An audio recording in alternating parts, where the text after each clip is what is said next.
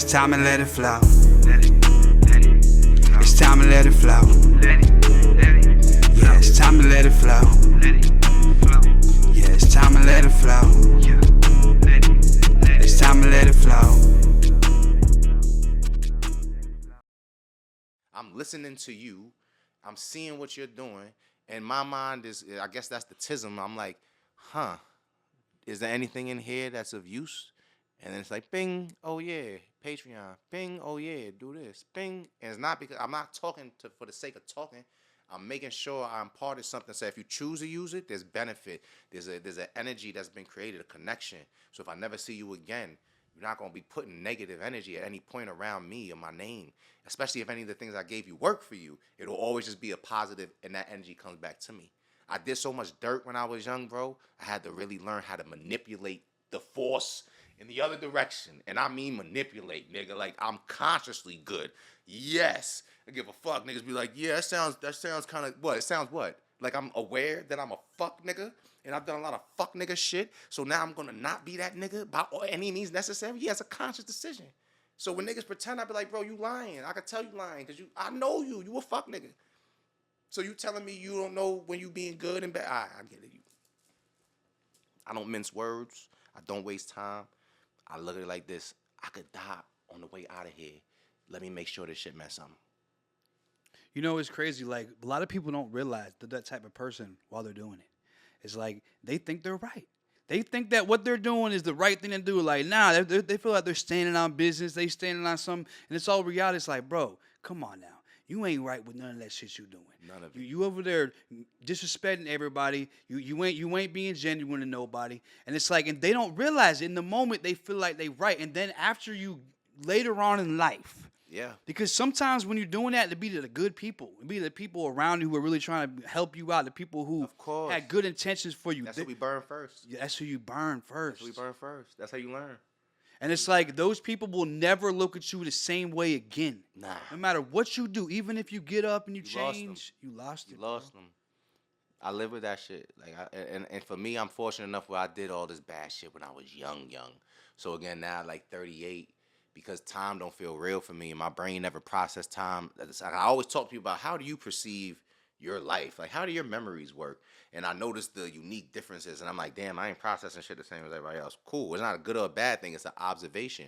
And I just started to realize that, like, I'm skipping through time, but I'm replaying everything from childhood, and I'm always going back to the points that need correction in my behavior, in my mannerisms, in my speech, in the places I choose to go. And it's a work in progress that never ends because each day adds on more information that needs to now be reviewed. But I can't just review that because I'm still going back to, well, how does this relate to my childhood? Psychology, when I started studying psychology from 2011 in prison to when I got out of prison and went to college to 2015, it helped me and it hurt me in more ways than I could ever imagine. You said what? Studying psychology. Like actually studying and learning and reading more and more books on the different approaches to it, the different schools of thought, the Edward Bernays of the world, the J.B. Skinners of the world, and then seeing that all of this information is actually just tactics on how to manipulate a mind. The only reason these people understood the depths of somebody's mind is because they were doing cruel and unusual experiments on people because they were smarter than everyone in the room. So they started looking at people as just tools, things to extract information from. The complete the word disassociation, the complete disassociation from the lived experience. Like, you're not a person. Like, I'm the smartest one, and there's 1,000 of y'all. So I'm gonna experiment this way on 100 of y'all. I'm gonna experiment this way on 100 of y'all. And if I meet another smart person, us two will just do what we do to collect information because we're gonna meet others like us. And that's literally the school of thought. Like the APA, the American Psychology Association, they're freaks, bro. They're fucking freaks. And not even some like conjecture shit. The history is disgusting. It's scary. It's cruel. It's cruel. Niggas that needed help were tied down and electrocuted, nigga. Over and over and over again to see, can I change your emotions? Niggas pissing on themselves, shitting on themselves, bro. And what do you think they learned from that? Everything. And this is where all of that vitriol that you just felt coming from me, it's scary because I got to cut it off because They learned everything. That's why we have psychology. That's why we have counselors. That's why I'm able to talk people off a bridge when I worked as a suicide counselor. Because they experimented and did all the fuck. I didn't do the fuck shit. Yeah. But I'm benefiting from the results. Yeah. Oh wow. That is so true, bro. All the psychology, when you go into psychology class, horrible. You realize that it's all just ways to manipulate people. Oh, yeah. You know what's, when you say that, I was thinking about when I took psychology class, and I thought that. I was like, man, they're just really teaching you manipulation. Yes. And like I'm gonna rules. tell you what your thoughts mean to you. I see you're having a hard time, so let me make it make sense for you. You didn't tell me how to make my thoughts make sense. You're infiltrating my mind. I'm weak and I'm vulnerable. You're stronger and smarter than me, and you're helping to reprogram me. So I'm not gonna say it's a good or a bad thing. It's just an observation of it is what it is. You know, I'm gonna look up some real quick. Like when did psychology really start? Like the APA. I don't have the exact date, but we're going back to like Carl Jung, Sigmund Freud. If we're talking about the birth of psychology, like we're talking about the Carl Jungs and the Sigmund Freud. They're the forefathers of this. 1892. Okay, there it is. That's when the APA was founded. Yeah. And the And American the psychology Psychiatric Association started a couple hundred years before that. They just didn't have the term. This is psychology. But the practice, the study of that shit goes back before chattel slavery. Like I'm the person that's trying to find root. Like in my mind, if I can find a root, then maybe I can pull at it a little bit. Yeah. Not enough to get it out, because certain roots is like pulling at a tree. I know I can never, but if I could get my hand on it, I could feel the pulse and I could learn what I'm supposed to learn from it. Because I'm not here to be a destructive force using it. That shit scares me because I can recognize now, because I have the knowledge, all the times in my past where that shit was used on me. And I was the weakest in the room. And I really was convinced I was strong, bro. And I crashed out so many times because the strongest person in the room at that moment might have been a bitch nigga or a bitch, period. And I called them that because that's what the fuck they were. These weren't ladies. These weren't gentlemen. These weren't bros. These was bitch niggas and bitches. Dog soul motherfuckers, bro. Because they knew, yeah, I got this motherfucker about to crash. They about to shoot this shit up, yeah. And playing it all back, yeah, this bitch was smirking, bro. That whole time when niggas just, this bitch was smirking. And now you can see it, right? Hindsight's 2020. That bitch was a psychological genius. She just didn't know it. These are also, again, the skills, the tools, the forms of manipulation. People are employing it and using it without even knowing. You don't got to study this shit. It's in people. The scary shit is the person that has it in them and then goes to study it. So now they've mastered it. Now they can mask it. Yeah, hide. And that's why I was gonna get into the origins of this. Is because we know the whole when was the education system so. When was the American education system founded? And that's going back to, what was that? Not Carnegie. What the fuck is his name? Rockefeller. Yeah. 1918, right? Yeah. Is when we got more of the first federal U.S. Department of Education was in 1867. So we're all looking at the similar time frame as you talked about programming. We're using this stuff. It all started at the same time. You feel what I'm saying? So they're founding the American Psychological Association. They're founding the Department of Education. Department of Education. American School Curriculum. So it's like it was a pipeline.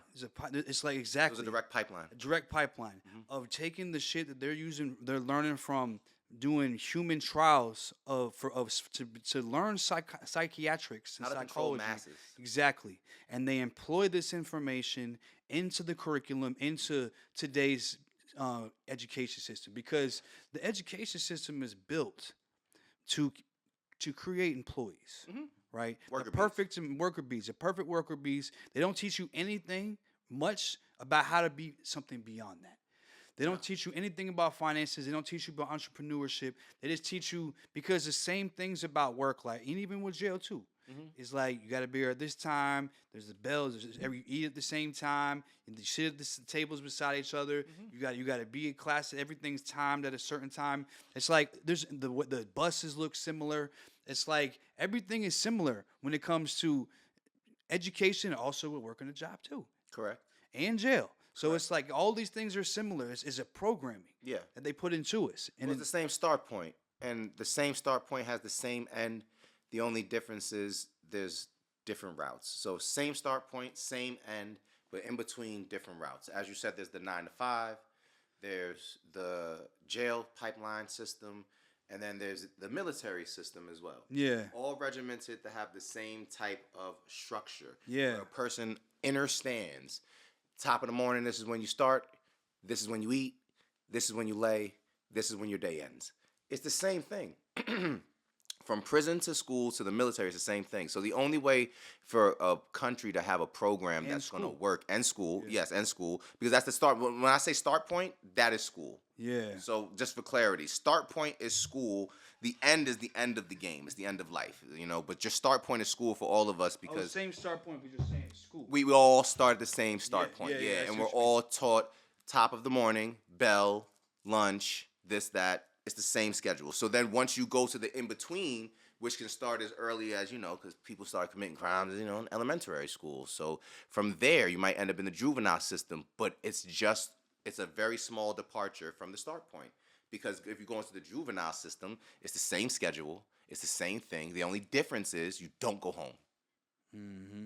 Only difference. Right. Everything is play-by-play the same in the juvenile system. Right. You don't go home. You just got to sleep there. You got to sleep there. That's it. Mm-hmm. So all of these structures are the same because the start point is the same. And yes, those that had the wherewithal to know, you know, for this game, for this play to work, we need the people to submit without knowing they're submitting. You know, sheep don't question being sheep; they just are. Right. And the way they do it now, it's so easy to do, is through distractions, right? If you give people their Netflix, their TikTok, their YouTube, their whatever they watch, you give them that and they can watch that every day and you keep giving them new stuff and they're always distracted and they don't really have time to ask questions. No. Because when you're working a job, because you got to understand it's not just about, like, these corporations need employees, right? So they create all of those employees, but they also look out, if we got you working 8+ hours a day and then you got to commute, then you got to eat, you got to deal with your kids. Now you only have like 2-3 hours left in the day. Mm-hmm. And what do you do at that time? You watch Netflix and YouTube. Yeah. So you're not going to have any type of time, you know, to be able to ask the questions, like you said, about the sheep who are just doing it. That's like a cycle. And that's the whole point we were saying. Like, they get into the cycle. That's what they want people to do, because life goes fast. When you get in that cycle and you don't try to, like, do anything outside of it, it starts flying, bro. You're just working every day, coming home, getting on the Call of Duty, you know what I'm saying? It's like, it's cool and all, but it's like your life just flies by you. You're like, damn, what did I do in the last year? You miss the moments. You miss all the moments. Like, there's no moments. And it's like you miss the whole purpose of life. People don't understand what life. We think that life is to pay the rent.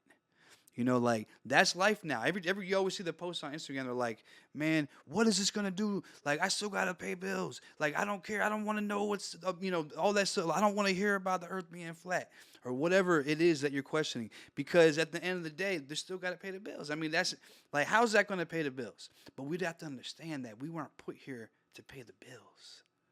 That wasn't the whole point of life. We weren't put here. Like, there's so much more to life than that.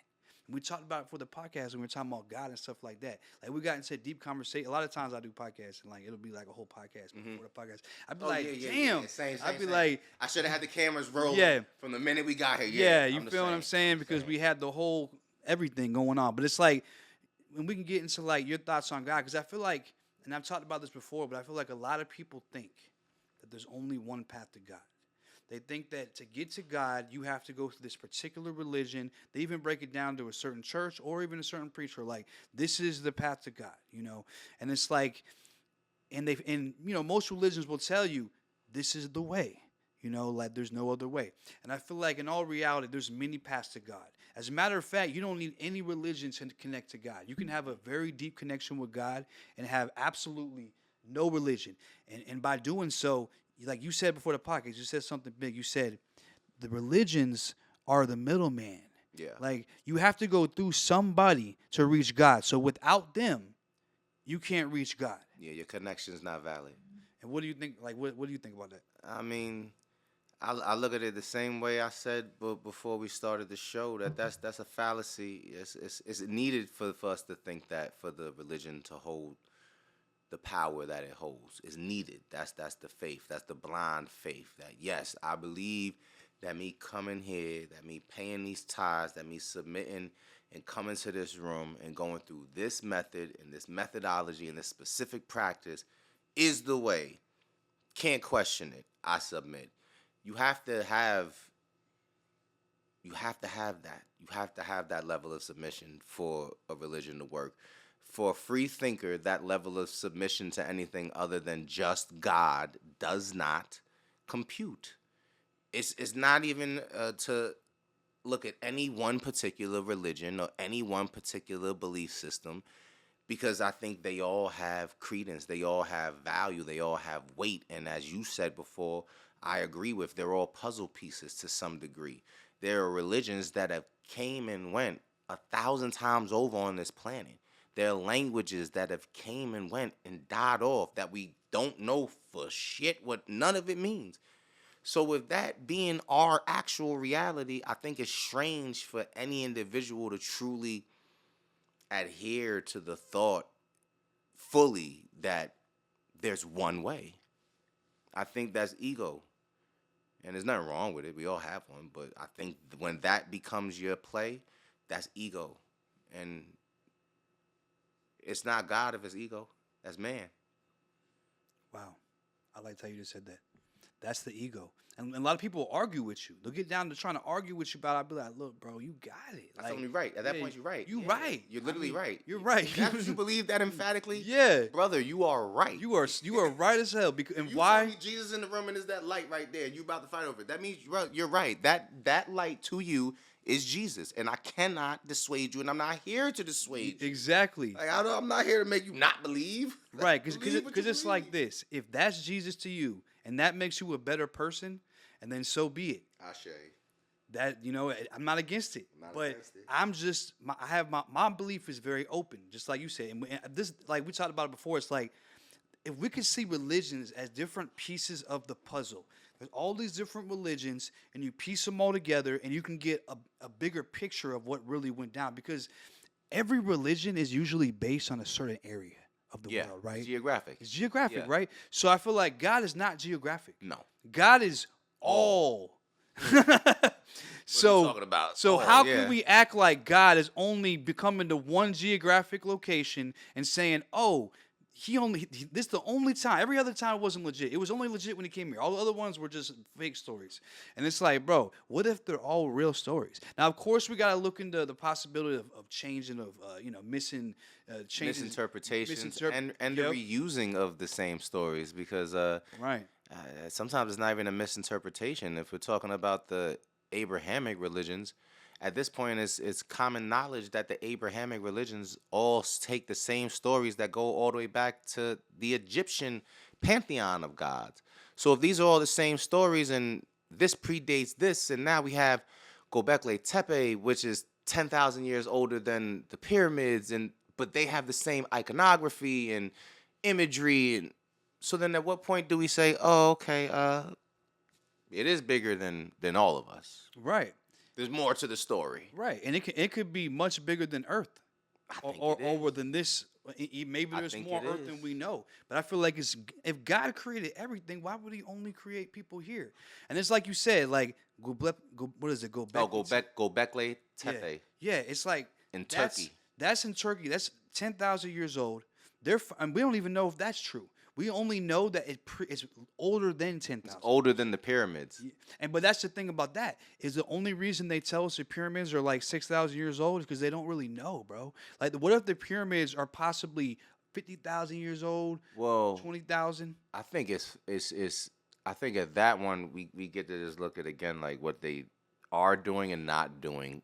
They're not allowing us to see certain historical sites for whatever reason. Right. No need to speculate. Y'all can figure it out. Even in America, from what is it? The Grand Canyon, sections of it being closed off to large the public, sections, to the Smithsonian Museum, making it impossible for you to see historical artifacts that may shake up our known recorded history, but supposedly it's stored in a warehouse that's got asbestos, so nobody can go in there to see nothing for the next 20 years. What are you talking about? Then you got the Vatican hiding all those artifacts that will never be seen. It's theirs, right? Because the Vatican is their own entity, literally. So the Vatican's library is, sacred, but it's not. It doesn't matter how they got it. Exactly. They've had it. It's theirs. Yeah, they own it. It's theirs. It might be ancient from another culture that might be trying to figure out where it went, but I mean, it's.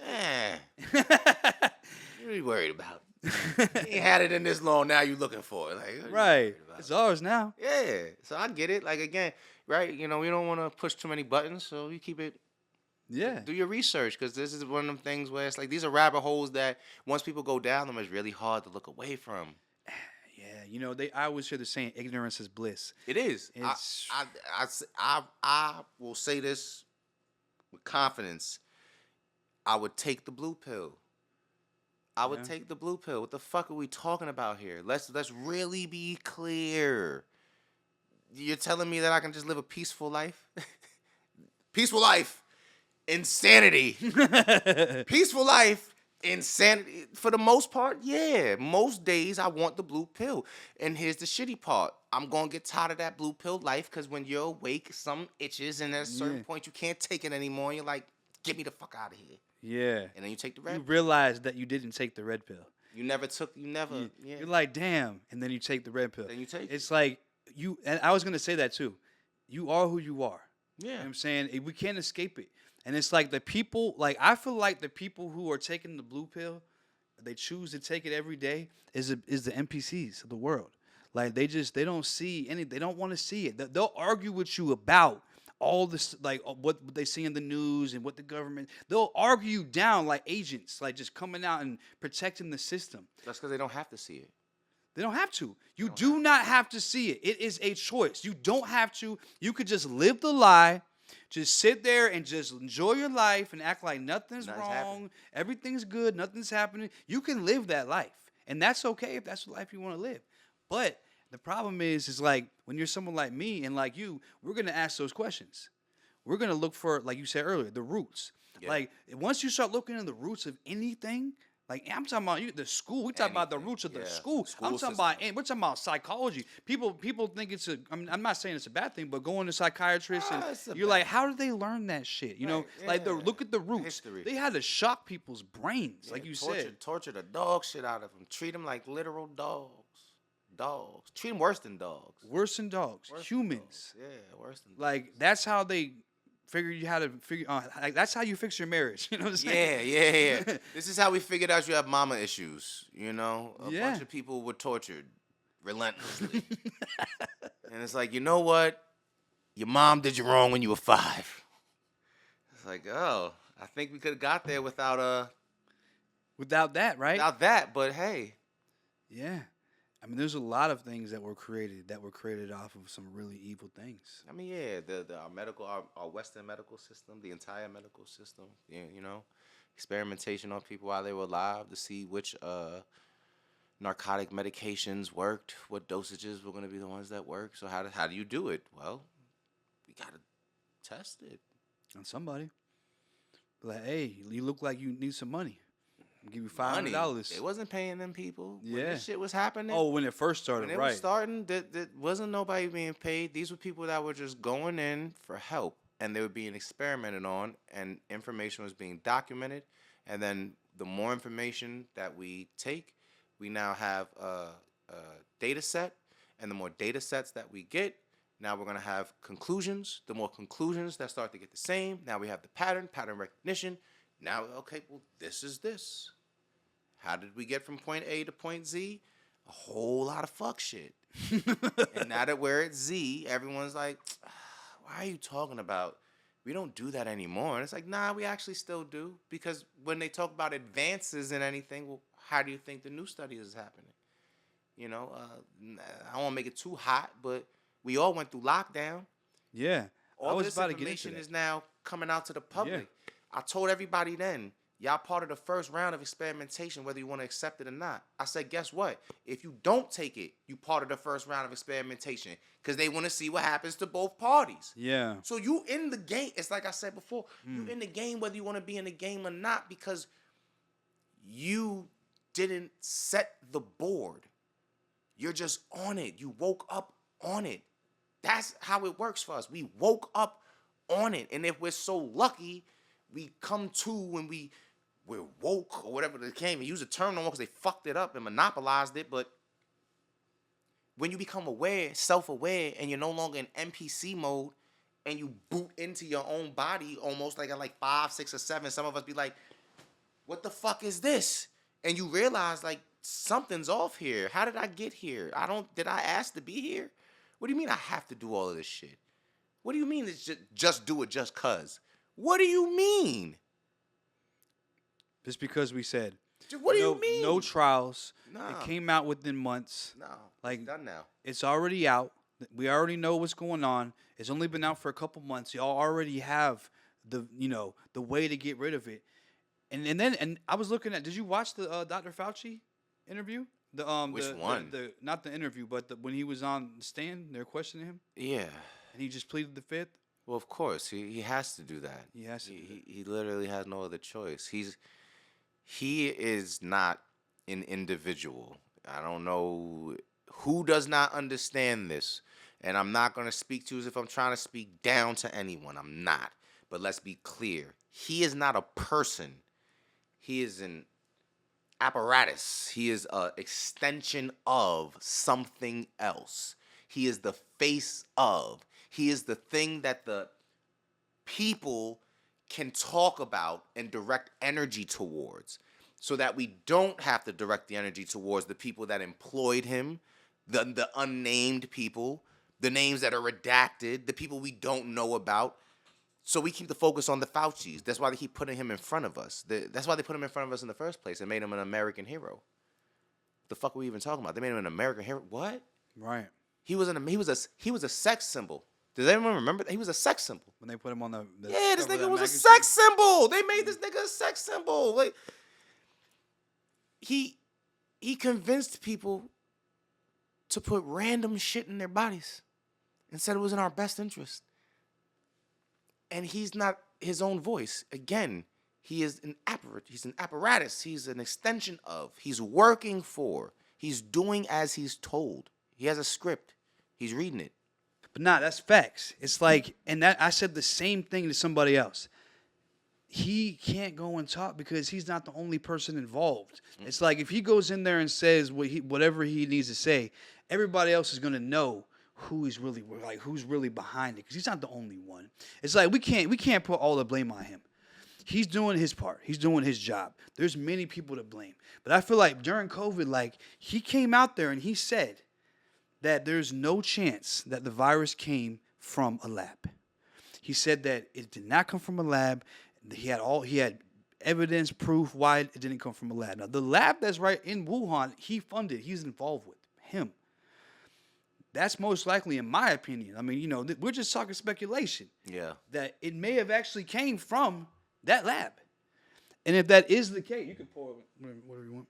For sure. Yeah. But if it did come from that lab, and then there's a lot more questions we got to ask, and it's like, but here's my thing.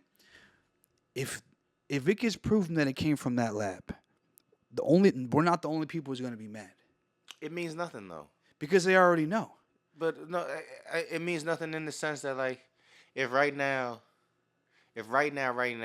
breaking news, it was the Wuhan lab, the exact guy that dropped the beaker. He's admitted it. He selfied himself. We got the video. Yeah. What's gonna happen? Nothing. But here's the thing. Epstein proved that to us. Epstein's death and then the Epstein files proved that to all of us. Okay, so I'm going to tell you what that will prove, okay? Because a lot of countries got affected by this virus, right? The whole world, right? Yeah. So if the other countries don't get mad and then they already knew and they don't care, this isn't no new discovery, because you would think that other countries be like, oh, so the virus started because of America. Oh, we got a problem with America. But if nobody cares, and then you got to realize it's big. Like this could have easily been a worldwide test, just a test. But it was. That's what it was. Yeah. It was just a worldwide test It was. to see who would comply, who won't comply, because that's all on file. See how the virus affects people who got it and didn't get it. Like, it's just a worldwide test. Like, I mean, I don't know for sure, but that if I'm gonna guess, I would say that's what it was. A worldwide test. And what you think? Not that I want to say that. I don't. I don't know if the virus was the test. The virus was the virus because they've been playing with viruses since the beginning of whenever the fuck they realized they could play with viruses. Yeah. That's why they tried to do the what is it called? The Geneva Convention, and you're not supposed to use biological weapons, but every fucking country still has a stockpile of biological weapons. We had fucking Plum Island that was shut down right in New York where they was fucking storing foot and mouth disease. What are we talking about? It's the same shit where we wouldn't let no cattle come from the UK for like 3-4 years or some shit. It's a mad cow. No, because of foot and mouth. Mm. Because of the foot and mouth disease. And we were storing the shit right here in Plum Island. Like, again, do when you're bored, go down the fucking rabbit hole and really see what's going on. And it gets spooky because,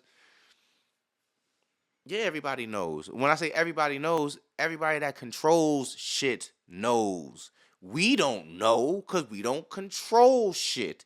We're born on the board. We're not off the board observing the game. We're born in a game that we don't know is being played at first.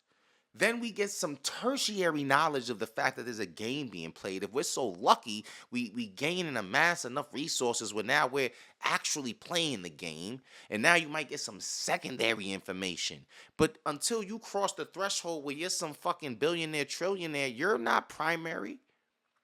We're not, none of us are close to source. And it is that fucking simple and that deep. People be like, oh, you really think if there was a conspiracy that they would be able to keep people silent? Yes, you fucking tard. They've been killing people since killing. The fuck are we talking about? Like, you shitting me?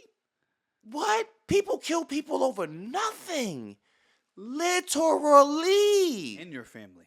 Yes. So it's unthinkable that people that have shit to lose will kill you? Y'all some fucktards. Like, I don't understand. What? That's so true, though. It's so true. Like, people think like, oh, there's no way that everybody could have, hidden that. Everybody who knew the truth wouldn't say nothing. It's like, bro, they know that Joe from back in the day, his whole family's died in a plane crash. They're like, bro, and he was working for the same company. Like, oh, it was an engine malfunction. It's like, bro, there's always that story where so-and-so got offed because they decided it was time to tell the truth. And it's like, and then you always get these people these old military people and stuff, and they start on their deathbed telling the story about what happened, and then we just write it off like they never said it. Like, you know how much stuff has came out? Like, even when he was talking about the human trials, like, what do you think about MKUltra? I think it's funny that people are now putting focus on MKUltra because it's an old program. It's been declassified. The documents that weren't burned for quite some time. I think for me, as someone that's been like, I'm an old conspiracy theorist. Before it was cool to be into this shit. When you was a freak fringe motherfucker, you was a nut for talking about this type of shit. Yeah, me too. Like, that's what I'm from. Yeah. So I remember MKUltra from the 90s. This isn't new. What I am concerned about is the fact that now, on a public scale, the news, which is owned by the people that created MKUltra, are now making sure everyone's aware of MKUltra.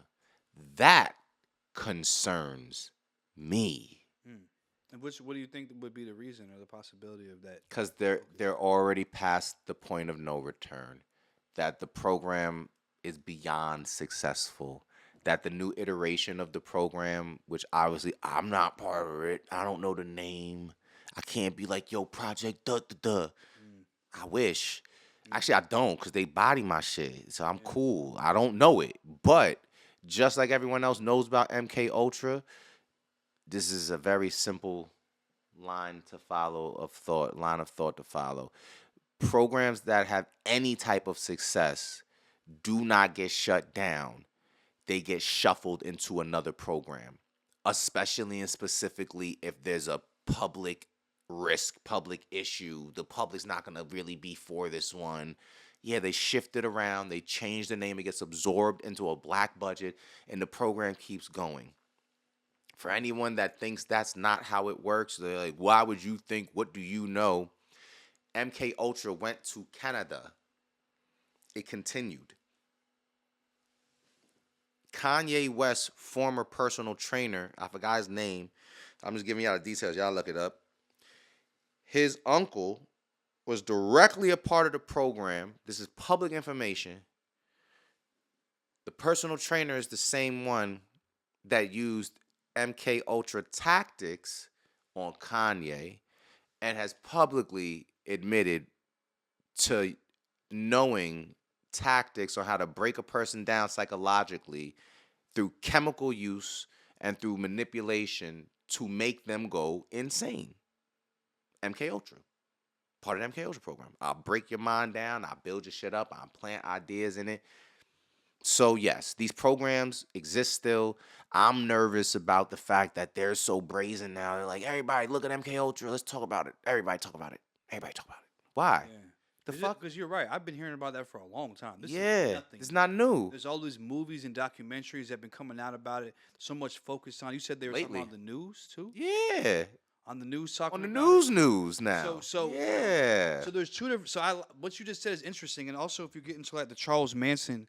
He's part of MKUltra. Yeah, everyone knows that. It's like his people he was involved with were also involved with the MKUltra program. So they know there's. So basically, there's different ways that MKUltra could be used. But do you feel like some of these shootings, and this is possibilities, and we're just speculating. Speculation. Yeah, that some of these shootings, these school shootings, etc. And do you think they might also be part of this MKUltra? So this is where I go into the whole. I don't know what to call it. And I think it's a disservice for me to call it MKUltra because then that forces the person that does any digging to say this is quote unquote mind control, because that's kind of what the MKUltra program was. They used psychedelics, they used hallucinogenics, they used different tactics, sleep deprivation, sound deprivation, implantation of ideas when you're in an altered state of consciousness, trigger words. All of this stuff is like, at this point, 10-year-olds know about this shit, right? Yeah. There's technology that's patented that anyone can look up that can disrupt the person's thought process. That's more interesting. And if we're going to talk about random acts of violence that just don't make sense, that fits more towards what might be occurring. Experimentation with technology that's in its inception, like it's valid, it's working, but it's not quite there. It's almost there. It's on beta testing, right? Yeah. So I feel that we're in a beta testing stage of a lot of new technology that, again, anyone can look up the patents that the DOD hold, that the U.S. government holds, that Raytheon holds, that Lockheed and Martin hold, and it'll really make you scratch your head because you'll be like, this is all the shit out the movies. This is literally all the shit out the movies. Pulse ray guns, what is it? Amy Eskridge was hit with an energy disruptor where there was radiation burn marks on her hands from where she was typing, because they have a technology where they can scan you from outside your shit to see what you're typing. What are we talking about here? That's the shit from the movies, right? But if you look up the patents, in the real world, they own the patents. What are you talking about? They own the patents on the technology. That means the technology is a thing. But where is it? Have you ever heard of karmic retribution? I don't think so. I mean, I know those words. Yeah. I know what those words. So basically, it's like the idea that maybe they would have to tell us about what they're doing so they don't have to receive the karma, because they're like, we told you, we showed you, we told you what we were doing. You just chose to not pay attention. They put it in the movies, they put it in our face because they're like, we showed you what we're going to do, and because you already know, now they won't receive the karma from it. I think that's an interesting take on it. I think that's a very interesting take on it, because for anyone that's into the occult aspect of it or looking at it from the ritualistic aspect of it, and a lot of ritual, you need submission, an initial agreement, and then it's like, if all hell breaks loose after, it don't matter. You gave the initial yes, right? Exactly. And with a lot of ritual, they're not, the idea of karma doesn't even come into play. So I'm not going to say that that's not what is occurring, because it is logical. But depending on who we're observing, if they don't believe in things like karma, then I don't think that is what they're doing. Not to say that other groups aren't doing exactly that. I think some groups might be doing exactly that. Yeah. Because they're aware and they feel that they're in that karmic loop.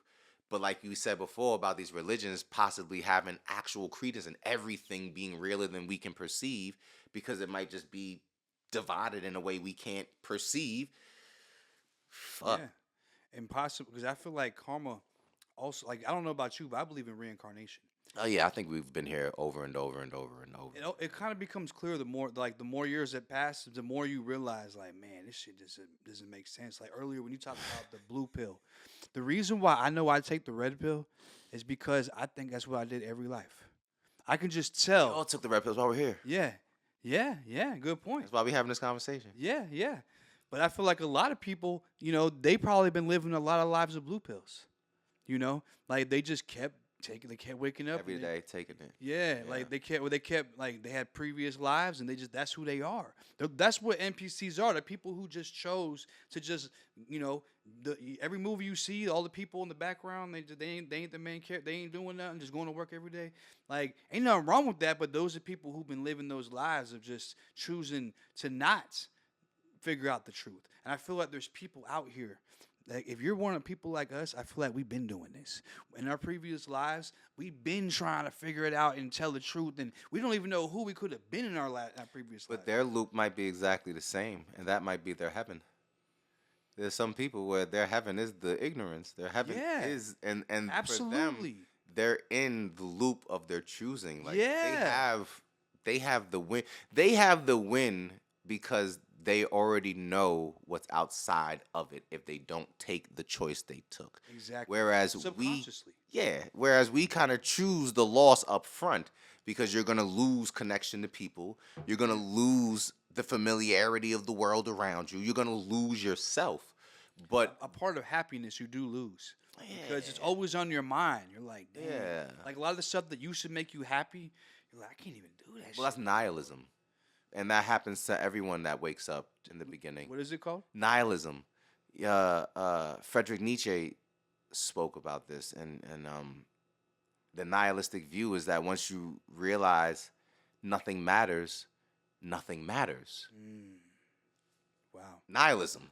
But the inverse is if nothing matters, then everything matters. Wow. Very true. Is there a way to do both? Ebb and flow. And that's what I was going to say. The scary thing about being awake or being an NPC is that we're not one or the other. It's impossible to be, Example, you lose a loved one, you go into a state of depression. You're in NPC mode. You're a relic of yourself. You don't do none of the things that make you you. You're disconnected from everything. You don't give a fuck about the truth. You don't give a fuck about nothing. You are an NPC again. Wow. But then if you're lucky enough, if life blesses you, if God blesses you, if your people are strong and they there for you, and you wake up in that shit and be like, oh, I gotta shake this shit off.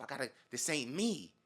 And then you wake back up again. But that's a conscious decision, and it takes effort and work, because we're having a human experience. So we can't stay awake. We're in a 24-hour sleep cycle. Every day we got the option to fall asleep, and we have to fall asleep. That don't mean we have to stay awake when we wake up. that's the living dead. We talk about a lot of people are zombies. Wow. Different types of zombies. There's all different types of zombies. But a lot of people are the living dead because they're not conscious of their own decisions. They're in NPC mode sometimes because of the life around them, conditions, bad shit happens, whatever. But it's this brief moment. It's like a moment of clarity where you snap to and you be like, oh, shit, yo, I'm bugging the fuck out. Wow. That's powerful, bro. What you just said. Whew. You can be both. It's like nobody can be awake all the time. And even an NPC can have a moment where you talk to them, they're like, oh. And you know what's so funny? You'll talk to them and be like, I get it. Mm-hmm. Damn. Mm-hmm. And then the next day, they'll be like, nah. Yeah, that shit heavy. Yeah, I talked to my dad. Yeah. He said that shit crazy. Nigga went home and he was starting to lose. His stomach started hurting. Nigga started. He said, "Let me hold on, yo, Pop. You heard about this shit? Yo, fuck that." You be like, "Yeah, you right." Because again, in that moment, it's like I don't like the way this feels. If this shit is real, how much other shit I think is real is not real, and that thought is very heavy. It has weight to it. It has a taste, and niggas can't stomach that all the time. You know, especially if you're in a quote-unquote vulnerable position in life right now. Like, again, you might have lost a loved one. Nigga might just caught a fucking case. Like, anything could happen. Anything could happen. That's so true. And it's like your rent is due. You're late in the rent, and someone's trying to tell you about the education system. Like, I don't give a fuck, man. I'm trying to pay the rent right now. You know what I'm saying? Right. Like, but that's life. Right. That's life. And we talked about it earlier. That's that rat race. It's a rat race. Because if we're always doing that, we don't have time to wake up. So I think we all going to, no matter how woke you are, when you're about to get evicted, man, you about to go in NPC mode. Yeah. You know what I'm saying? You about to go. I just gotta do shit. Yeah. I just gotta get shit done. Let me just go to it. work. Let me grind in, get these extra hours. Let me pick up a job. Yeah, I hate this job, but so the fuck what? And then next thing you know, you back in that rat race. You working 80, 90 hours a fucking week. You hate your life, but you ain't lose your crib. Yeah. You ain't lose your crib. Yeah. At least you got your crib. At least you got your crib. And then you pay the rent, and the next day you're like, you start thinking about, damn man, I need to stop eating this meat because they be putting human meat in this shit. You start asking some questions, but like I ain't gonna lie, back when the rent was due, it was like $2.99 for a burger. You know what I'm saying? I'm finna get that shit. You know yeah. What I mean? Like let me get the biggie bag. Oh, let me get the 4 for $4. I need everything you talking about. Yeah. But then now the rent's due, you start questioning what you're eating. It's like now that you paid it, it's like it's crazy, bro. I like how you said that. That's kind of eye opening for the whole world. They need to hear those clips. It's like, bro, people are both. They're both, yeah. Nobody is one or the other. The person that tries to tell you they is selling you something. And you just gotta wait long enough for them to get to they pitch. Yeah. Like they're pitching you. You just gotta let them land. Yeah. Just be still. It's something, shout out to my bro Nick. It's something bro said to me, and I carry this lesson to the day I fucking die. He said, bro, you gotta be still. From 2018, when I really couldn't fathom this shit, and then 2020 hit, and we all had to be still. Be still and listen. And then all of a sudden, everything clears itself out. You see the truth for what it is. Be still, bro. Gotta be still. You know how many people found their grind during those years, during the pandemic? Most of us.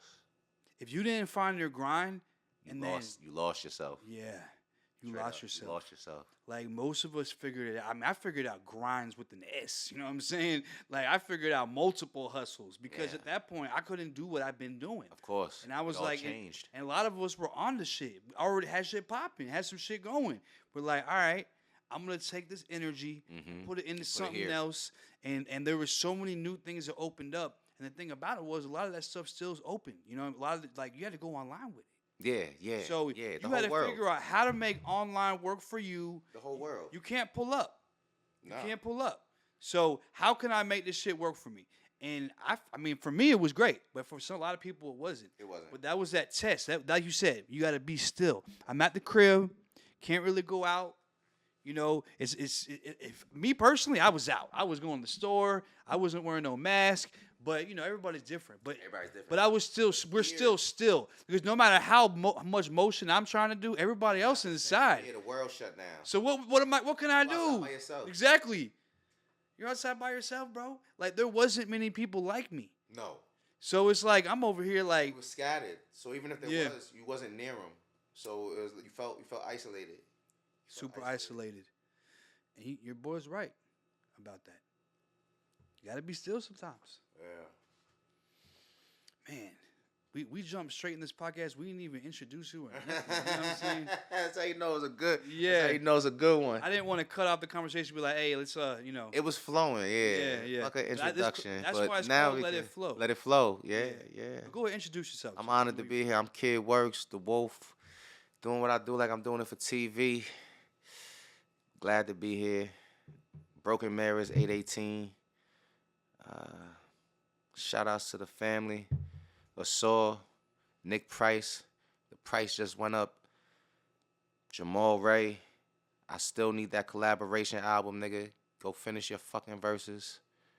And other than that, nigga, if I ain't mention you, you wasn't supposed to be mentioned on this one.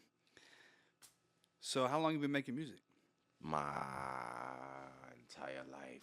I started out with poetry in second grade, and then the poetry just over beats, literally the same poems. Like a few years later, I went back and I was like, oh, I could just say this. And I started marrying the songs. I would just go through as many different beats as possible until it clicked in my head, like this fits with this, and I would marry it. And that's how I kind of started with music. But I wasn't a writer in my mind because that was just poems. I would freestyle until Julius, shout outs to Julius Myth, it's my cousin.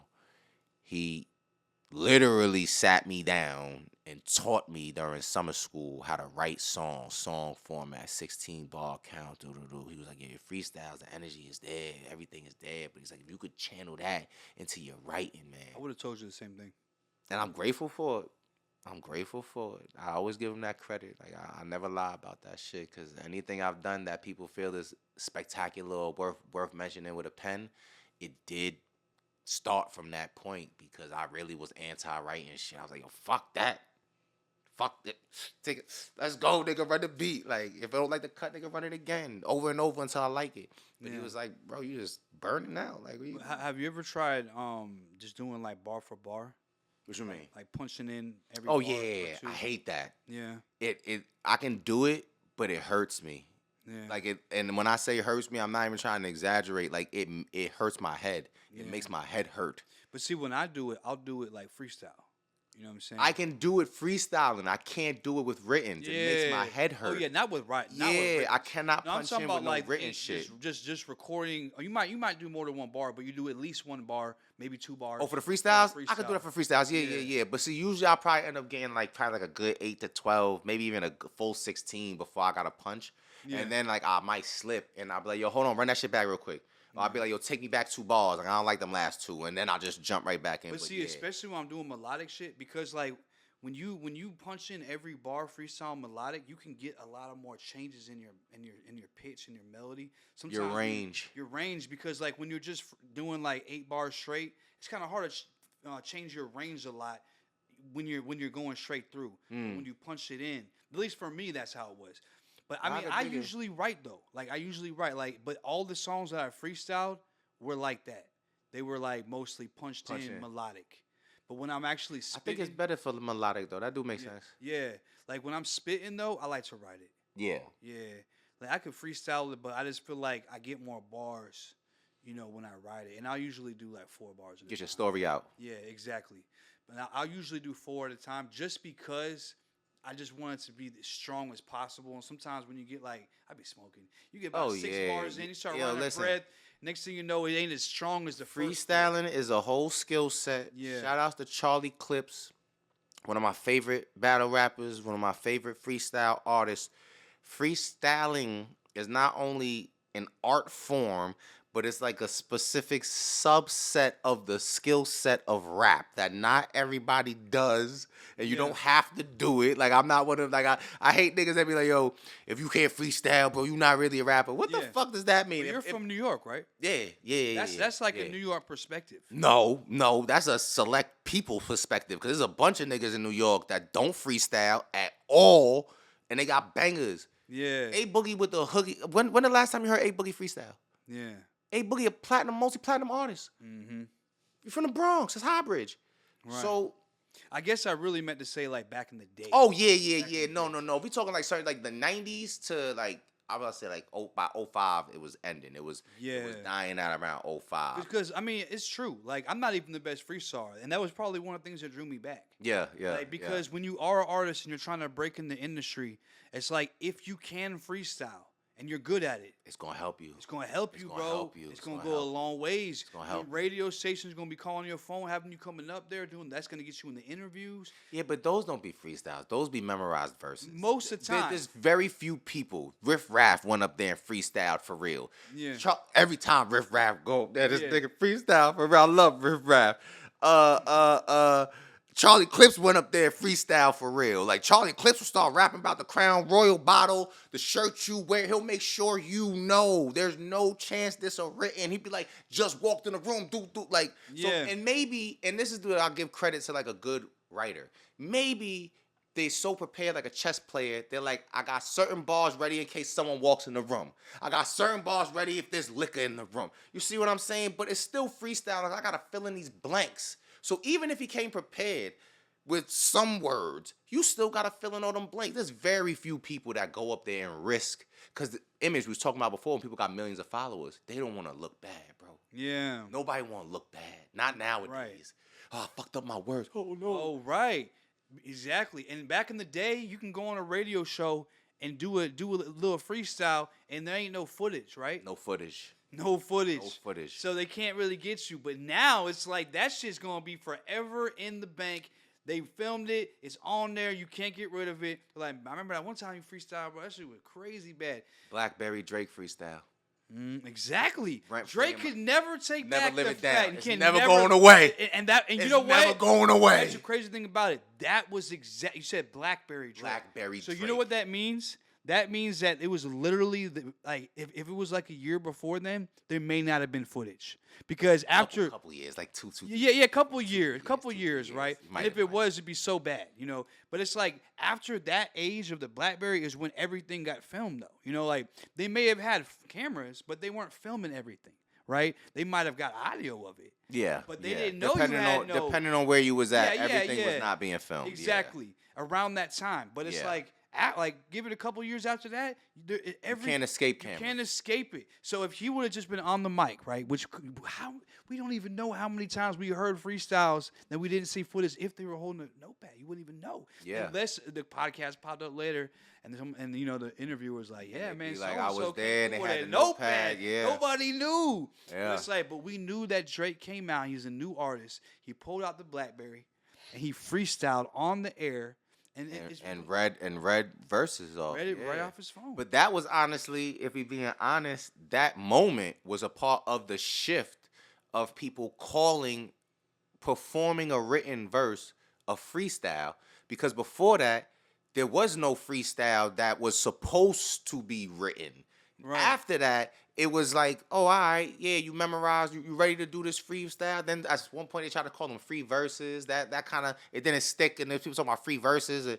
Like the art of freestyling is something that, and I give credit to battle rap helped to keep alive. But no, I definitely agree that battle rap definitely was one of the things that kept up freestyle. But you know the crazy thing about battle rapping? And I've been around a lot of battle rappers.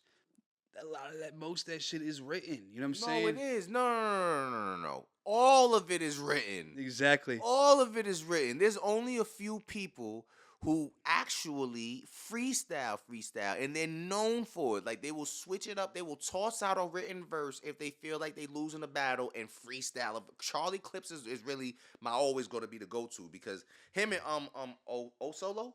Mm-hmm. I think his name is O Solo. Yeah. But I mean, you know, it definitely is an art as well. You know, you got, whether you're freestyling or not, being able to battle somebody, stand up to them, and it's really all about like the way that you say it. You know what I'm saying? Like your delivery when it comes to battle rap. Because you could be saying some fire ass bars, but if you don't deliver it right, it ain't gonna hit the same. So it's like when it comes to like now art, because back in the day, you kind of had to have that freestyle. You had to build a freestyle. You had to build it right. You had to and then perform. Mm-hmm. Like, but now it's like you don't really got to freestyle, but like your performance is really what carries you now. The way you battle rapper. No, I'm talking about as a rapper, just in general, just as an artist. There's a lot of rappers that have shitty performances. Yeah, for sure. But I'm just saying, but especially in Atlanta though. Like if you want to pop out of Atlanta, Oh yeah, You know what I'm saying? Agreed. Yeah, if you want to pop out of Atlanta, it depends on where you are. Like, if you're one of those people who are just online with it, you don't do shows a lot.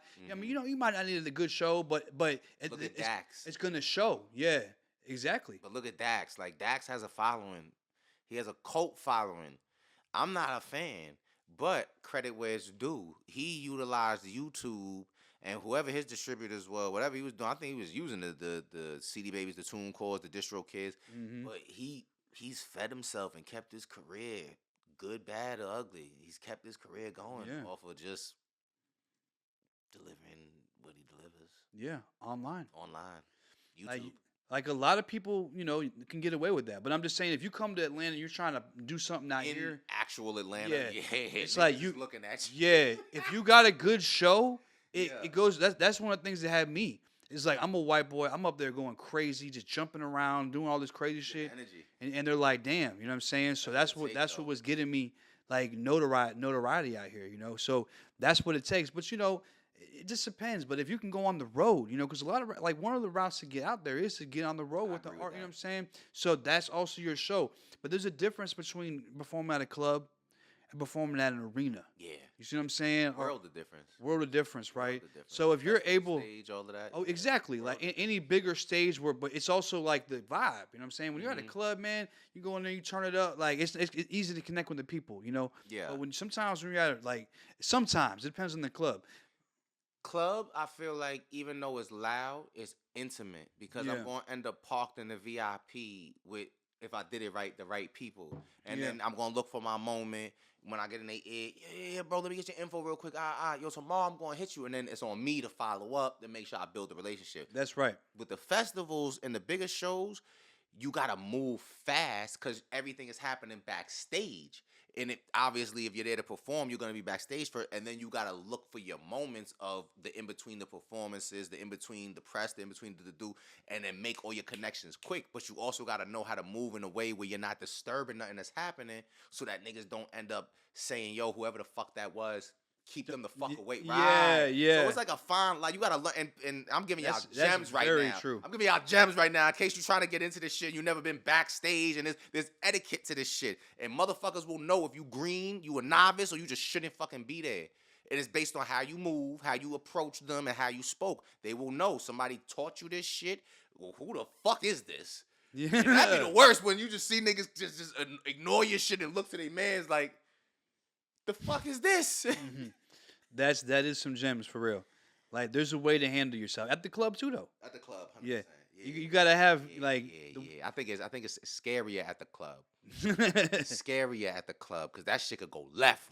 Yeah. The club, it could go left. It could definitely go left. And luckily with me, I always had people with me, particularly big people. You know what I'm saying? Smooth. Yeah. If you have a sense of I'm untouchable. If you make people feel like I don't think I really want to go up in their section, and then people won't. Oh yeah. But if you make it seem like it's sweet over here, then it's gonna be you're on your body. Yeah. It don't matter who you think you are. You're on your body. Yeah. Yeah. I mean, everything. When I lived in Atlanta, I never had no problems. I would walk out the club, chains on, everything good. And sometimes it'd be just me and my girl walking, but do a show. I mean, when we eventually leave, I'm just walking the car by myself. You know what I mean? I'm downtown, midtown, walking my car, everything cool. But when I was in Houston, I didn't even go out a lot of times, bro.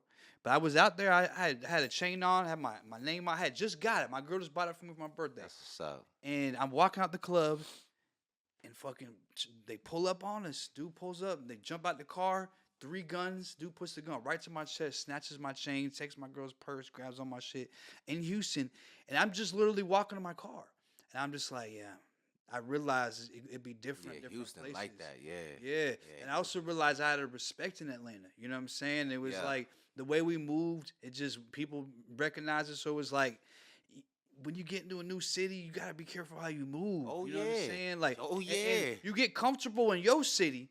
Right. And even if it's think not that what you do in your city, you can do everywhere. Exactly. And then you might just be on a trip. You might not even just move. You might be on a trip somewhere and you moving like you move in your city and you get robbed. You gotta know the lay of the land.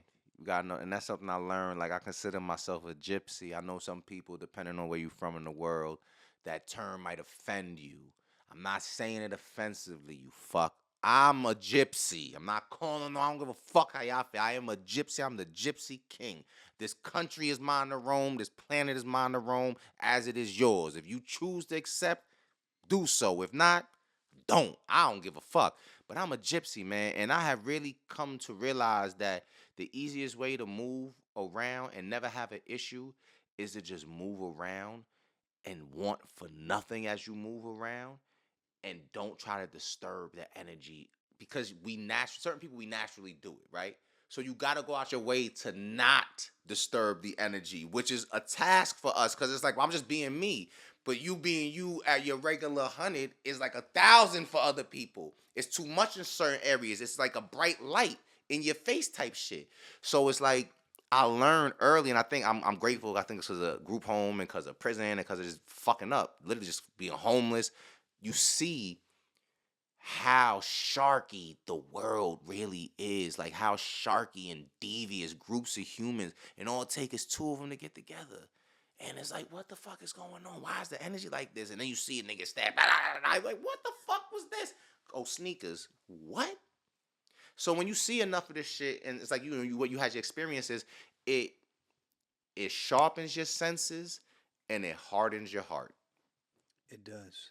It's the only way to make it through this shit. And with that and other experience I had, that's the reason why I was so big on like just doing the podcast and shit, and not being so much out in the mix of shit. Because I'm like, bro, and not even just that. You try to help people, because that's the type of person I am. Like, I always, whenever I meet somebody, especially if they're genuine, I'll try to help them. I'll give them advice. I'll do whatever I can. I'll even take time out my day.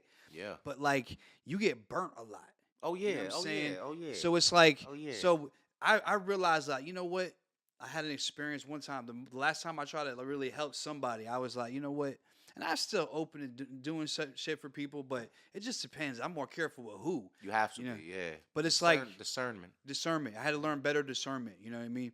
But it's like, I just realized that I can do it through the phone, through the internet. I can reach people without having to do it in person. 100%. I can teach people shit that I've experienced and guide people in the best way I can through the podcast, 100%. through the clips that we put out. And I feel like that is my way.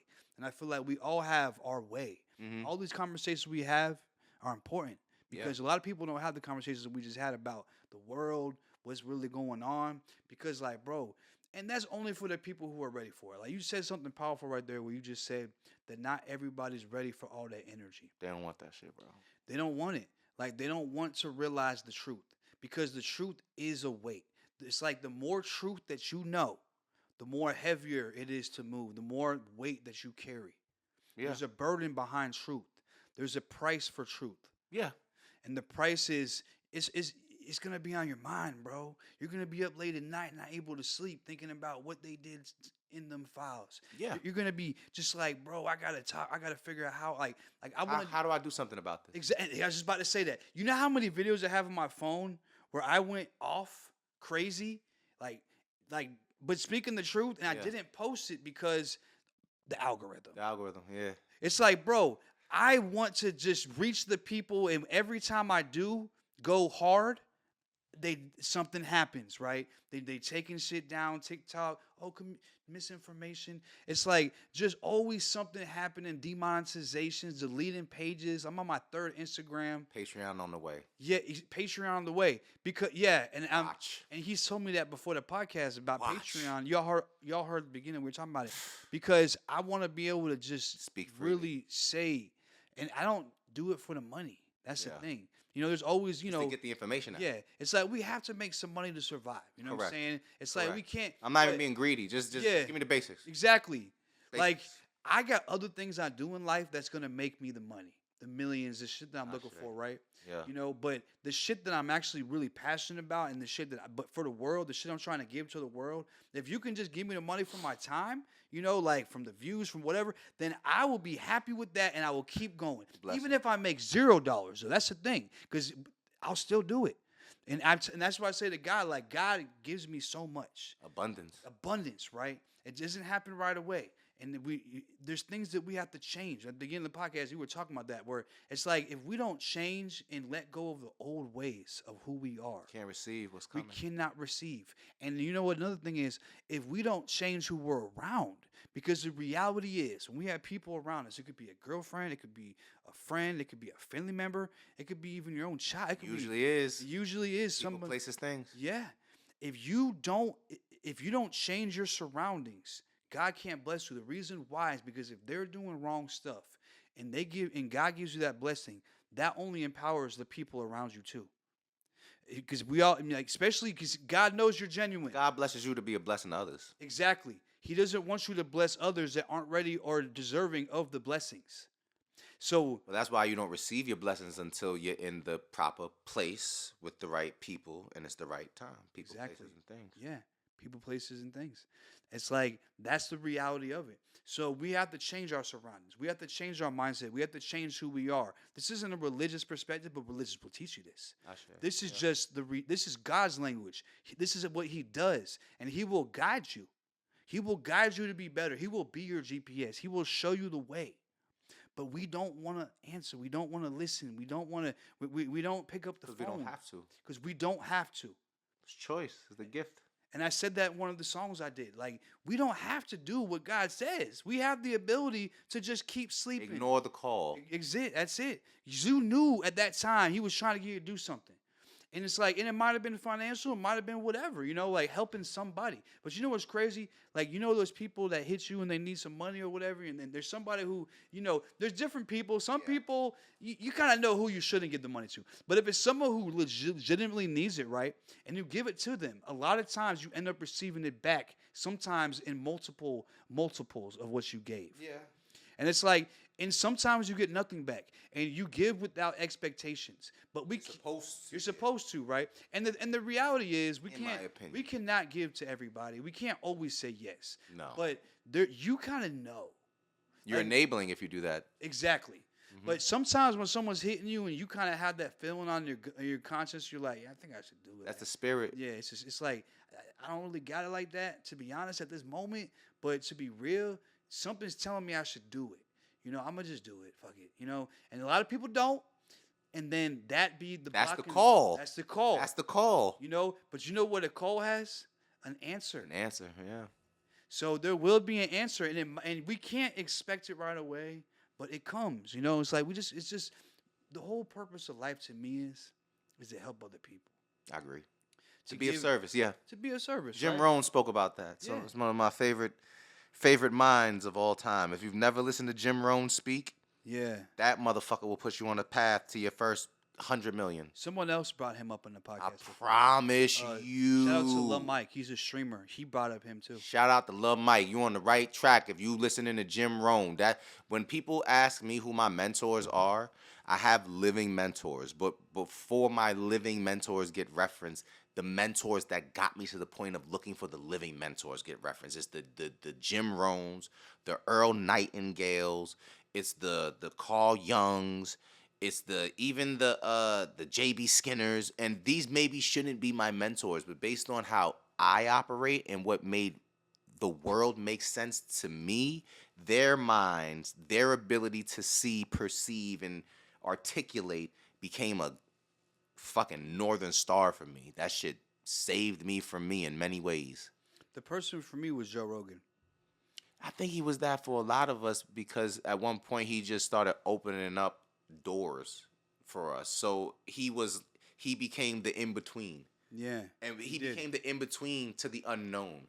Yeah. He in my opinion, because I got turned on to him, obviously we all knew who he was, but as far as a podcaster, when I got out of prison in 2013, is when I was like, oh shit, Joe Rogan does podcast? That's how I was like, what the fuck? And I listened, I was like, what the fuck? Joe Rogan does podcast?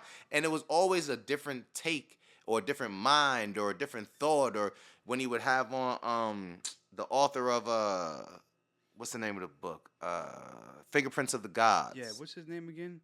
Hold on, let me look that up. Yeah, I hate it when the names. Okay, that's so funny that you just said that. I had the books. This is why that's this. Oh, so you looked into that type of stuff? Yeah, I have. Graham Hancock. Graham Hancock. So Fingerprints of the Gods. It's so crazy that you brought that up because I never knew I knew who Joe Rogan was because obviously did Fear Factor. But the thing is I didn't even realize that who was Joe Rogan. I never Correct. I never knew I didn't who put the was, two together. Yeah, at you first. feel me? Yeah. So He had hair. Yeah, exactly. Yes. So I'm talking about like maybe like 2021 type shit. I never listen to podcasts. I don't listen to them. You know what I'm saying? No, I mean I know a lot of y'all. No do. shade. Yeah. Listen, no I shade. work in music, film, and TV, and I, for the most part, don't watch music. I don't Yeah, watch movies. Because I don't when care. when it's what you do, Yeah. you usually don't consume it, right? Not as much, no. But you know what's crazy is like I was looking up stuff like, was there giants? Yeah. Like stuff like, is there ancient like Egyptians and pyramids? Ancient cities, and it's just lost cities, lost like, civilizations. yeah, exactly. Looking up a lost city of Atlantis. That's what I was looking City up. of Atlantis. Shit like that, Memoria. right? Like yeah, exactly. I'm over here just driving, taking a long drive. But yeah, so the camera shut out for a minute. But I remember exactly what we were saying. Like we were talking about Graham Hancock. It's like I never would have knew who Joe Rogan was until I was Googling. I was on YouTube looking up the city of Atlantis, looking up all that ancient civilization. I found it, and I kept seeing this dude talking on this podcast. I didn't even know who they were. So I was like, I realized who they were, and I watched every episode that Graham Hancock. There's another dude they be doing too. Yeah, I forgot his name. Yeah, and he be on there, and they be talking about all the proof that. Like, what do you think about his theory about the that we're a civilization the with dry amnesia, and that there were ancient civilizations that were there that predate the civilizations we know of, and they're the ones who built the original megalithic structures. He was the one that put a lot of focus on Göbekli Tepe. He's been there himself. He took many pictures, videos, but now that site is inaccessible to any of us for many, many years now. It's inaccessible. So they found an ancient civilization that it's proof that one existed before. They don't even they originally tried to say, as I watched a lot of those podcasts, they tried to say that this civilization was built by people who they don't live there. What do they call them? Wanderers? People who they don't. Oh, nomads. Nomads. Like people who they don't have a place. They don't have a civilization. They don't have no advanced technology. They just came up here. They don't even have any kind of like advanced knowledge, and they just built this shit. It's like that's a description that like history tries to tell us about a lot of. They rode a horse up here to build this stuff. These megalithic structures. Megalithic stones are weighing like 4,000, 6,000 pounds, multiple tons. Yeah, 4,000 tons, 20,000 tons. Exactly, and they're shaping them perfectly, and same with the pyramids. And I'm just like, bro, there's a whole discussion. Have you heard about the new stuff that they've been finding underneath the pyramids? I mean, you're talking about like when they did the LiDAR scans. Yeah. I don't say that that's new. Like I said, they never let us go down there. The Egyptian government knows what they have. They don't let us go but so far into their stuff. They don't let anyone go because it's their stuff. Same thing in India. They have megalithic structures, and they're like, nah, you can't open it. Like, you're not allowed in. So, yeah, there's a lot of stuff. Like, Turkey just shut down, not just shut down, but Turkey shut down Göbekli Tepe so that there was no more unearthing of it. And supposedly there was 2 or 3 other megalithic structures that were there that aren't being unearthed, and they're now basically just demolishing. That's how you hide history. You destroy it. So then you can keep asking your questions, but that little piece of proof that you had just found, that puzzle piece, well, I soaked it in water. So now you'll never know what it was. Yeah. You'll never get the full picture. Right. That's the point, though. Mm-hmm. They don't want us to know the truth. And I feel like I don't know, me personally, I feel like there's been some resets. Like the world has been reset. And, one of the things that people connect is like Noah's Ark with the Younger Dryas, like the impact of the asteroid, some sort of flood that happened, and we've had evidence of it. We don't even know if that was Noah's Ark's flood, because Noah's Ark's flood could have happened long before then. There could have been multiple floods. Well, there were multiple floods. We just know that based on water erosion in general. There were multiple great quote unquote floods of the world. Exactly. And Younger Dryas is just the most recent, as being 12,000 years ago. Exactly. But there's been hella floods because every time there's a huge geological shift in the world, then, water moves. It's that simple. And the world's flipped over and over and over again. We know that just because of the original structure of Pangea. You know, like everything flips over and over and over again. Everything flips.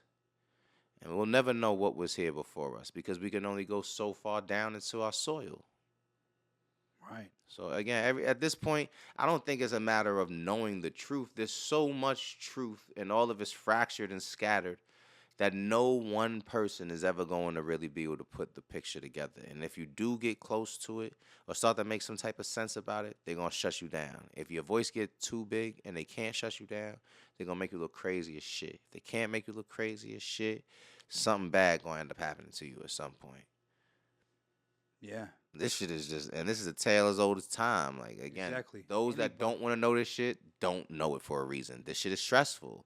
It's stressful to think, wait, it really is real that if I start digging down rabbit holes and I go viral like a Alex Jones, that motherfuckers will really destroy my entire life? Yeah. Yeah. The fuck are you talking about? Yeah. They will destroy your entire life. Because your life and my life in their eyes is nothing. Again, we're talking about the people that actually pull strings. And people want to know who those people are. If you're bored, go down the rabbit hole. They don't hide it no more. They don't have to. The game is over. It's a whole new game being built. And we're already in the middle of a game that we think we're in the middle of. But we, as the people, already, quote unquote, lost the game. The people lost the game. We have individuals that are going to do their damnedest to, win on their terms and set up shit for their people and educate people. But if we're talking about like the grand scheme of things, this is where nihilism makes sense to me because it is over. We're in the police state. We're in Georgia. I'm down in Atlanta, the number one most surveilled city currently in America. Really? I came from New York, the number 2 most surveilled city in America. I was just in LA. I believe that's the number 3 most surveilled city in America. What the fuck are we talking about? We already lost. Flock cameras is lit. Niggas is going to jail and they don't even know how the cops are probably like, oh no, niggas, we heard your sounds. We heard the sounds. I heard this. I was reading this story earlier where this dude was, he went out of state to where they have a dispensary. He bought some weed or whatever he bought. Mm-hmm. He was heading back to his state and they got him because they noticed that he went overstate and he went to the dispensary and he left and they're watching the flock cam. Now, I don't know if this is an AI post. I don't know if this is real. But if this is real, I'm watching this shit. I'm like, yo, they need to chill with that shit. Like, we are, like, that's exactly the shit that people, like, they do this shit. Because, like, they put out 5G. They put out all these technologies out here that make it capable to do this in the background. They know what they're trying to do. So they can eventually have the capability to run these cameras on every block. And they're able to watch us to the point where we can't even do anything anymore. No, we're already there. We're already there. Yeah, that's why I said it's already happened. It's the point of no return. Where Atlanta is the number one most. It's not gonna be.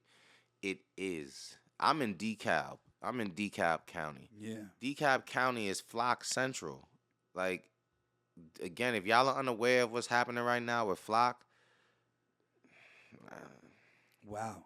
Fuck Flock. This is a big camera. This is a big topic because there's a lot of people going there and shooting the cameras down and doing all kind of crazy stuff. Cutting them down. Yeah. There's a website that's a whole anti-flock movement. One city, all of the flock cameras got cut down in a single night. Yeah, no, it's This is a strange time because as much as I'm like, yo, it's over.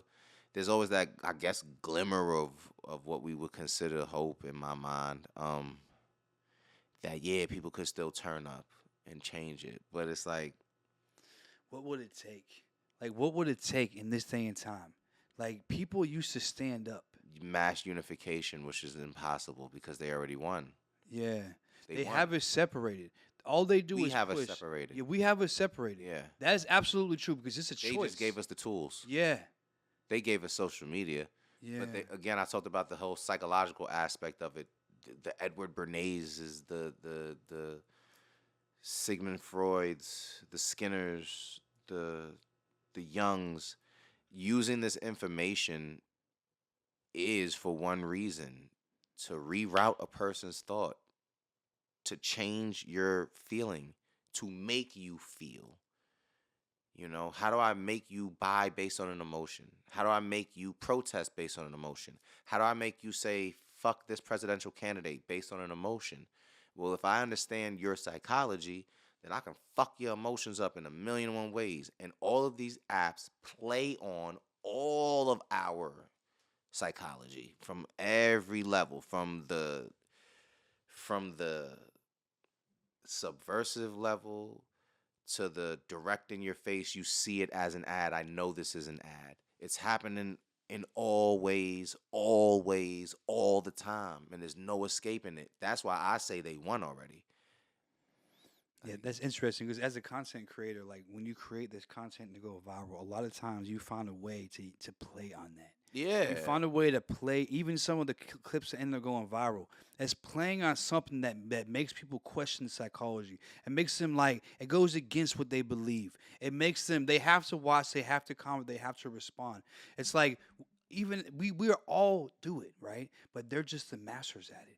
They figured out how to completely control the way that we see the whole world and the way that we perceive things, the way we react. Like when it comes to politics and presidential candidates, these people be so glued to just one side. It's like, I'm this side, whatever side it is. And like no matter what's right and wrong, they will side with that, with the perspective of their party. That's called groupthink. Yeah. It's like tribal thinking. That's not tribal. And if that is, that's a strange tribe, because tribes to me are smaller. That's group. That's herd. Let me correct my statement. I retract. That is herd mentality. Herd thinking. That's exactly and right. The shepherd is the one controlling their herd. The tribes are outside of the shepherds, and they have their own ideals and ideologies, and for the most part are a dying breed because they live in obscurity. The tribes are the spiritualists, the tribes are the pagans, the tribes are the witches, the tribes are the people who are outside of the main denominations. We're in tribes. But everyone else, and I'm not saying it in like in a negative connotation, it's just an observation of groupings. There's a herd. There's way more of them. Yeah. That's absolutely right. For no other reason. And not to say that a tribe can't be large as well, but at a certain point, if the tribe gets to a certain point, then the tribe loses a certain sense of its autonomy, and it has to be a structure that's being controlled by a ruling body because of the depth of it. You know, there's too many people. So at that point, then you have to put a structure in place to control those people. They're no longer free. You know, tribes are usually free. People of a tribe can leave tribes. If you think about, you know, how people used to be nomads and real travelers, we had intermingling because people would leave one tribe and be like, I feel like I should be here. And this historically is documented. That's why, like, the whole mixed races and all that shit, these aren't new concepts. People have been fucking since the beginning of time. Yeah. Because they're just humans. It just seemed like a new concept in this country. No, only over here. It's going on forever. Here. It's been going on forever. Yeah, like again, like no, it'll never be. Like now, it's becoming like, because of America, it's a melting pot for real. So it's like the largest quantity of it is happening here, whereas you have other places like the Chinas, where it's because of, again, quantity of people, it's impossible to do that there. How many humans would have to go there to make China like America? You see what I'm saying? Like, it's not possible. So it's because America was this great experiment that we get to see it under a microscope, a big one now. But we're just observing it. But it's been going on forever. Remember, people were trading people forever. Slavery is not a new concept. It's a human concept. It's a human concept. Humans enslave humans because they can, period. It's happening now. It never stopped. People just care less now because now we have modern freedoms and the modern world and disassociation, cognitive dissonance, all these big words, but really just choice. That's how simple it is, choice. I have the choice to not worry about the fact that women are being sex slave traded in the UK crazy rates and, you know, in different countries, women have zero. I don't got to worry about that because my sisters and them is good over here. What we talking about? Like, Right. America, right? Cognitive, it's not me. So the world is as the world was. It is not changed in the least bit. That's how funny this shit is to me. That's why I say they been won. They won. This is the devil's playground. God lives here, period. And God's light will always shine through. But let's not pretend this isn't the devil's fucking playground. What are we talking about? I agree. All ruling bodies are gross. I mean, it says in the Bible there was a period of time. I don't remember how many thousands of years where. Age of darkness. Yeah, and we don't even know. Like when it says however many years in the Bible, that could be much longer in our perspective of what years are. We don't know how long it's been, but the devil's been in control for quite some time. Yeah. And it's clear as day. We hear. And I don't even want to say control. I say playground because Yeah. we have choice. Yeah. To say control means that he has us. Okay. He don't got us. Okay. The devil don't got us. Yeah. But we're aware that, like I said, I step outside. The devil out there. Yeah. God is Oh, within. yeah. The devil is out there though. Yeah. Like, and everywhere we turn, we seeing him. Yeah. It's very true. And we have to make a choice. Yeah, every day. And most people choose. And, you know, I always say in a lot of podcasts, like, you have to make a choice to fully commit to one side. Because if you're halfway in half the time, and then you always wonder where your blessings are at. But if you fully commit, that's the only way. And I had to learn that because I wasn't fully committed. No, I agree. I was halfway, 20%, and it was like when I realized that the full committing part, it gets hard. Like we talked about earlier, you got. There's some people who just can't be around during that process. People, places, and things. Yeah, there's certain places you can't be during those types of You was times. gonna bring the old you out. Exactly. Yeah. Certain things you just can't do. Yeah. You know what I'm saying? During that time. And it's like, but once you get all those things separated, you're like, okay, once you choose a side and fully commit, that's the only way. But it can't just be for like a week. It gotta be you gotta just fully commit. You know what I mean? And that's why I started doing the music I do with spiritual music. Because like if I'm gonna get on the podcast and talk spirituality, I can't be dropping trap music. You know what I'm saying? Shit, Yeah. body. Exactly. Yeah. So I was like, everything's gotta align, bro. It's like it's alignment. To receive your blessings. Yeah. If you want to align correctly, like if you want to get your blessings, you gotta align everything correctly. Not just one thing. You know, because it's like when you're trying to build something. If you build a house, right? Everything's got to align correctly, right? If this fucking wall was a little bit slanted in, and eventually it's going to fall in. Everything had to align correctly for this house to stay. Truth. Yeah. So that's exactly with life. Everything has to align. And we always try to keep things in alignment that don't align. It's like people around who don't align, we try to make them align. You can't make the wall align. That's a false sense of loyalty, though. That's a trap. You got to be loyalty to yourself. And there's no offense. You got to be loyal to the people, but you can't be loyal to the people unless you're loyalty to yourself. Yeah, but a lot of us are blind to ourselves. You know, say like I'm with you because I get it and we've been through it. Yeah. So we're speaking from that place of like, this is what you have to do. But I always am forced to go back mentally to the state of remembrance when people were trying to talk to me. And I was so caught up in my psychosis and like this character that I was and I'm supposed to be and I am. And if you do this, then there's a series, NPC, there's a series of reactions I'm supposed to have. Who says? Who taught me this? Why? By the time it clicks that like I don't even really know why I'm thinking the way I'm thinking, you might be too late. You might already be in prison. You might already be so knee deep in a certain lifestyle that you feel like now there's no changing. So I'm with you and I concur with what you're saying. But the shitty part is for those that we hope the message reach, it feel like they are going to feel like they're being attacked by us because we don't want to understand them in this moment because they're so far removed from I agree. what the fuck we are. So I guess the thing about that is the only people we can reach is Those the that wanna be people, reached. the ones that want to be reached. That is it. Yeah. The ones that don't want to be reached aren't reachable. But you know what?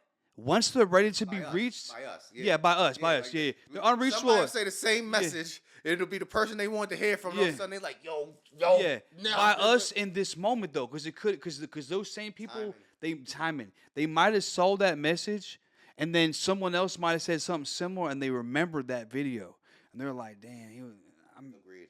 it was like I thought about it that day, but I just overlooked it. But now that I wasn't ready. I wasn't ready, and now this person said something that reminded me, and it brings them back. They might not go back and watch the video, but it reminds them of the message. So that's the way that we can impact people. seed. You planted a seed, and it didn't. Seeds don't grow overnight. Seeds come through seasons. They take seasons to grow. All we can do is, that's exactly right. All we can do is plant seeds. If they grow, because they were meant to grow. Because not all seeds grow. You can plant 50 seeds in the ground and they don't all grow. But the ones that grew were the ones that were meant to grow. Yeah. And then those people might have changed something about their life. And that was your impact. And that's how we can impact. It's a new age. This is like the new idea of revolution. Like being able to speak the truth to people, and people can adhere to it that are ready. Because like we said, the light might be too bright. The sun, they ain't ready to look at the sun right now. But there's someone else, it ain't the sun to them. So they're able to understand it. It's not too much. It's not overwhelming. And those people, they might get offended like we're attacking them. And it's like, I yeah. don't care who gets offended. Yeah. I don't ever say it as if I care. I just observe. No, what you said, care. yeah, not even on a personal perspective, like we Yeah. care, but it's like you're right because that is true. It's Because just I only know because I've experienced this. I've had people say that, get offended in the comments. It's a positive video. I mean, I'm talking about many times, hundreds, thousands, maybe times, where people, it's a positive video, but then these people are, They found something to be mad at. yeah. And you know what's crazy? Sometimes I'll respond and say something with my boy, because usually that's on the Drop the Jewels, like, because we do a lot of the talk about God and shit. Yeah. He'll be like, bro, don't respond to them people. He'll always Don't call feed me. into it. He'll call me every time. He's a real positive dude. He'll be like, don't respond to them people, bro. We don't feed into that shit. Like, just feed the positive for more positive. Don't feed the negative. only respond if it's positive. Yeah. So that was a lesson. So he was right. He's right when he says that. So I only respond to the positive, and that's just what it is. And that means that the people who are positive, we're planting seeds. And maybe sometimes you don't plant a seed, but you water a seed. 100%. Because they already had the seed planted. 100%. But we came through with some more water. Yeah. To water a plant that needed it. Yeah. And it's like, interactions are. yeah. And I even like that example better because sometimes you got to water it like more than once. You always got to water it more than once. And it might not just be from us, from our content, multiple people, sources. multiple interactions. Yeah. Multiple events. Some in online, some in real life, some on just learning from, like you got to learn from, Hindsight, looking yeah, back on looking your own back. life, reviewing it. yeah, your own lessons. Yeah. It's like, and then sometimes advice, like you got to be open to advice in life. If you got good friends, but nah, so I mean, man, we've been talking, going crazy. Like this is definitely a great conversation. Like, just like minds, like a lot of these deep topics, a lot of people might want to debate it. Like there wasn't no point in time where I was like, nah, bro. Like, you know what I'm saying? Like we understood where we were coming from, you know what I mean? But it's all not, even if we don't agree. Well, sometimes we're not just making content just to try to get a clip. Like, Yeah. easily been like, I'm going to take the opposite stance real Yeah. quick to make it hot. Like, Yeah, fuck, bro, exactly. Like, but I always try to not in make the it mood. real genuine. Like, I don't try to stage shit and be like, hey, when we get on this next topic, like, just tell me I'm wrong. Shit. Like, I've never done argue those real quick. Like, Yeah, if you we know. argue. But I mean, I'd rather not argue. I'd rather just have a conversation. If you have a point to present your facts. If you have facts. If it's not facts, present your opinion, because that's valid too to some degree. yeah, But what we're not going to do is once we get to the differentiation of facts to opinions, we're not going to let the opinion trump the facts. That's when I'll just shut the shit down and be like, yo, you got it. Like, exactly. That's how I live it. like you Like, got it's it, not bro. even worth it. Like- Oh, no, you're right. Because we're all right in our minds. Yeah. You know what I'm saying? Like, like a scientific, like, I'm even like, oh, you bring up the scientific evidence. I'm like, bitch, I don't know who did that like, study. yeah, I don't know like, who did that test, so yeah. you know what? Sure. Yeah. Go ahead, nigga. Yeah. Yeah, that's what you believe. That's what you believe, you believe it. Yeah. Like, I tell people all the time, like, I'm not the nigga that know the earth's not flat. You know why?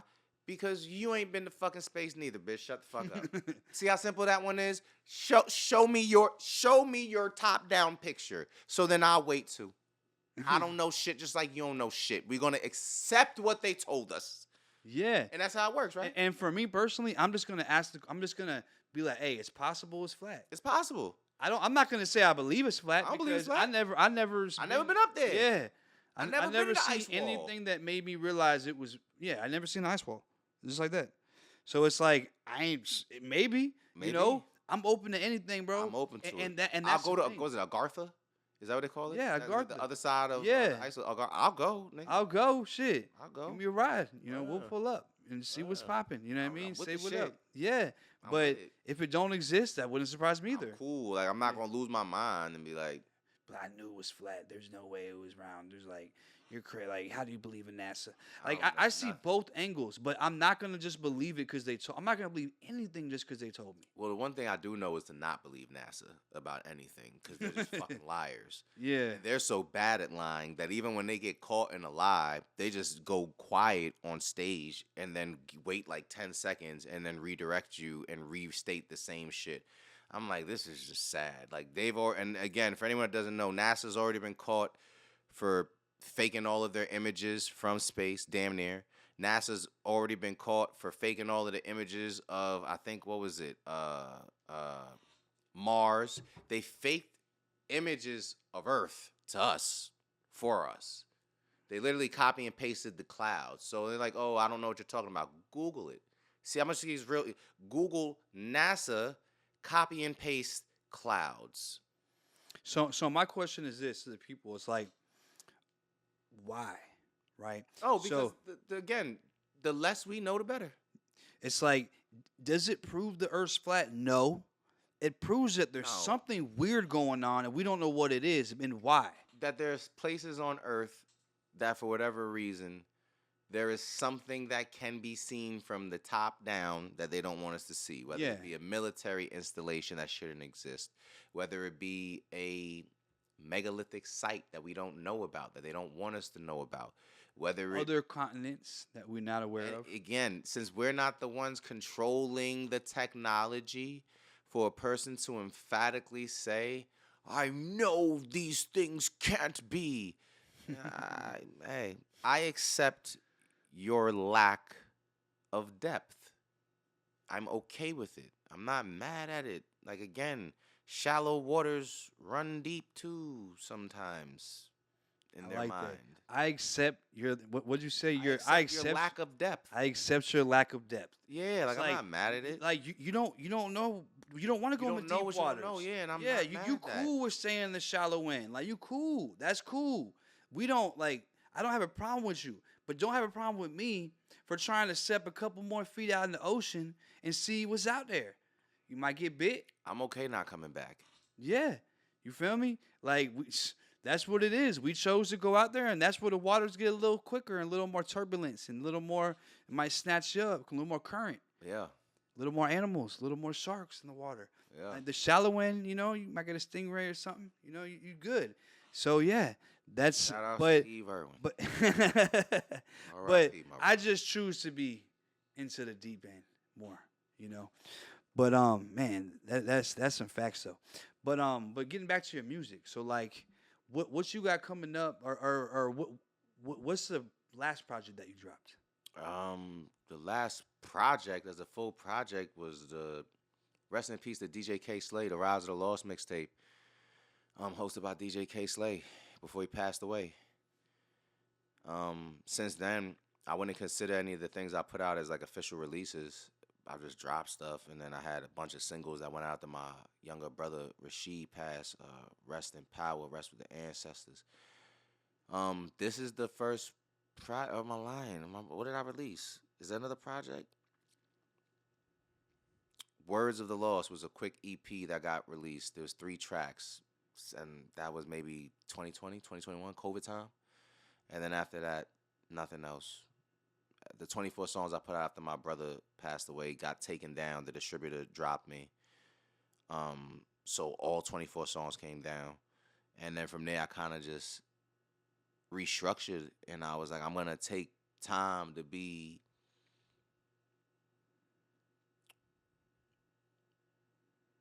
meaningful about the release. I wanted it to be meaningful. I wanted it to have purpose.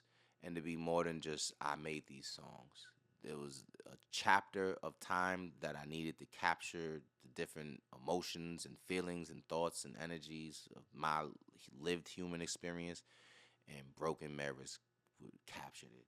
I captured it. That's the next project. That's what's dropping, on the 18th. On the 18th of This month. 8/18, Broken Mirrors, all platforms.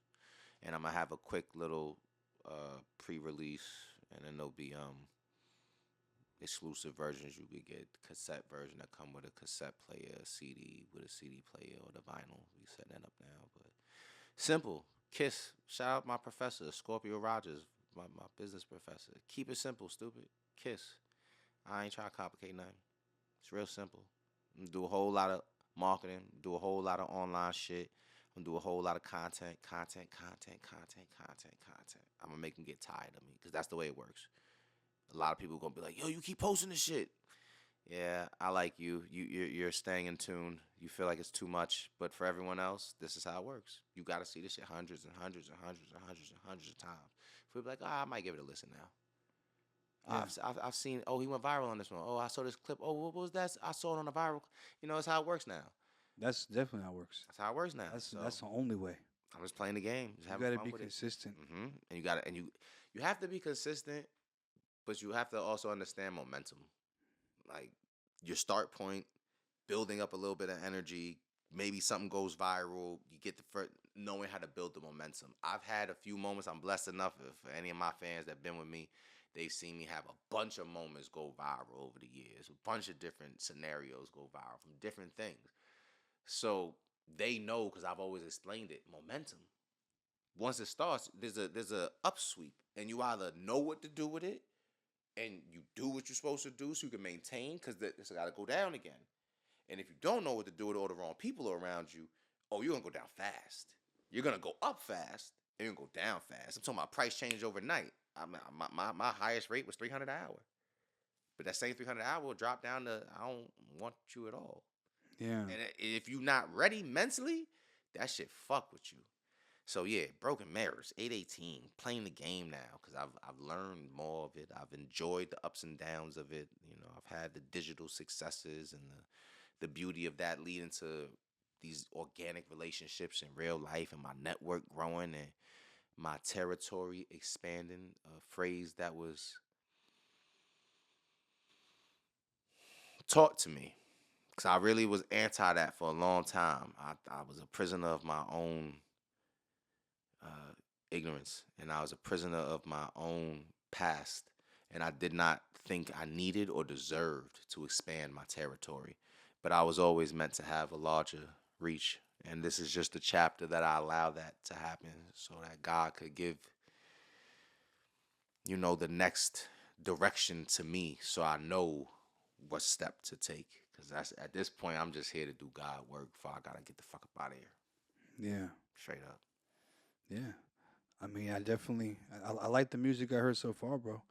Just gotta, I want to hear the new stuff. Oh man, I can't wait. Yeah, I got you. I'm gonna send you the we finishing the sequencing tonight. I'll send you the joint beforehand. Yeah, but yeah, just keep it going, bro. Like you were right about when you were saying momentum.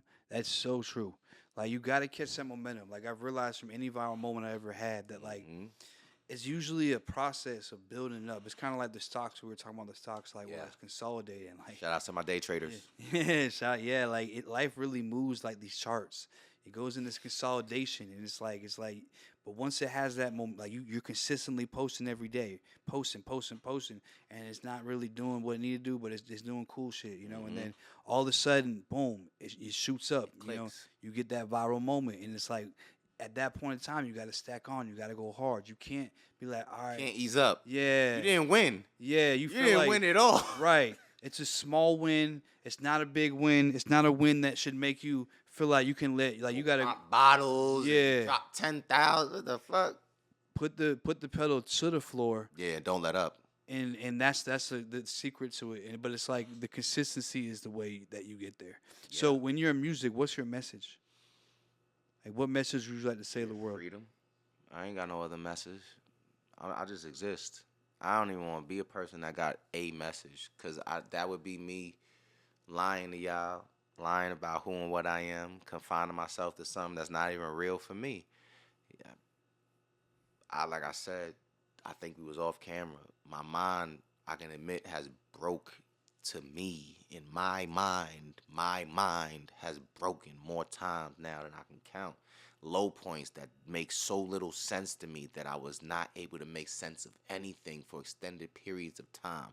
My mind broke. Psychotic breaks, the term that they use. And it's not hard for a person to hit rock bottom and have a psychotic break. But it's not hard for a person to rebuild themselves. They just trick us into thinking it is, because we don't see how many people are having breaks. We don't see the psychotic breaks our parents had when our mamas cried for fucking 4 months in a row in the room. They would give us breakfast and leave, and we thought we heard crying. The memory kind of there. That's an episode. They going through mania. They going through manic depression. They going through highs and lows that we don't know. And we're all intertwined with each other. This is the tapestry of our existence, right? It's very delicate. So I don't have a message because I'm having a lived experience like everybody else. And I could be good, and then shit could hit the fan, and I present as a completely different person the next time you see me. So it'll be real unfair. As many times I done broke character and had to rebuild a version of me to be okay with, for me to be like, I have a message. I don't know what the fuck my message is. Yeah. I pray God give me the grace and the strength to find my message if I ever do have one. And then, because I understand how heavy that is to have a message. I don't. Yeah. No. That's a good answer, though. That's a good answer. No. I mean, I think that there's a lot of messages. There is. You know what I'm saying? That's why I don't have one. Yeah. Because everybody got a message. I don't. What artist inspired you? Now? Like, Shit. now, yeah. I'm listening to Skrilla. Shout outs to Skrilla, the Zombie King, Zombieland, Bash for the World. Shout out Bash for the World. I believe Bash from Texas. I don't know what part though. I just listen to the music. Ramirez. He's from LA, I think. I don't even know. I don't even know where some of these people are from. I just listen to the music. But yeah, these obscure, I guess to the world, they'll be obscure artists. I didn't name nobody that's like top, for no big names, nothing, because they don't inspire me. I'm aware of everyone. I can't pretend like I don't know who a Kendrick is. We all know who the big names in music is, but none of them are in none of my daily rotation. Not at all. Look at my SoundCloud playlist and the shit I'm listening to. I'm listening to French jazz and Japanese city pop, and like I have an obscure ear purposely, because then when I make music, I'm not confined to any one way to express. You know what I mean? So like that's my freedom that I've gifted myself, because in the beginning I was very like rigid with music. Like I'm not finna do none of this. I'm not doing none of this because ... And then again, like who told me that? Where did this shit come from, right? I'm that person that's always observing my own thought. Like, where the fuck did that? Why am I thinking like this? Does this actually make sense to me right now? Maybe it made sense to me before, but why am I holding this? You applied that type of thought process with your music? Everything. My music has changed in so many different ways. How I present it, what I do musically. It's all what I'll experiment with music all the time. Yeah. I'm an artist. I'm truly an artist. I'm just a person, just here to express. Whether that's me expressing visually, whether that's me expressing auditorily through the music, whether that's me expressing being a part of a project and I'm behind the scenes and I'm blessed enough to be a part of the tapestry that makes something come to life, like Love, Lust, and Loyalty, out right now on Micro House Films. Shout outs to the family. You know what I mean? You be acting too, right? Yeah. But my main stuff, as of late, has been behind the camera. I've been blessed enough to be a script supervisor on multiple projects now. Not something I ever saw myself doing, but grateful for the opportunity that Kim Jones put upon me. That's my big sis. I just have great people around me that see in me the things that I don't always accept and or see. And to have that type of a counsel allows me the opportunity to open my wings and see how far I can expand them so I can really see what my territory is. You know, we all have the ability to fly. We just are afraid to take that first leap. Right. It's the fear of falling. Nobody want to fall. I didn't. It's scary. It's scary. Right. I mean, it's a natural human instinct. Nobody want to fall. Yeah. Nobody want to fall. So if you could get any artist on one of your songs right now, who would you want to get a song with? Any artist. That's out. That's out right now. Any that's artist alive out right now. That's alive. Honestly, I'll get Skrilla. And I'm gonna speak this shit here first, cause it's something that like it came to me and I recorded it. I ain't even posted yet, but there's an artist that we work with. That's family to me. Cambada. Shout outs to Cambada. That's one of the dopest niggas I know with a fucking pen. Nasty work with a pen. Cambada. I see a feature with Skrilla and Cambada, myself, Cambada and Skrilla. That would be like just for the sake of with my energy, the spirituality, you know what I mean, his what he speaks on, the orishas he speaks on. I could see that. That's something I would welcome. I'll make that happen.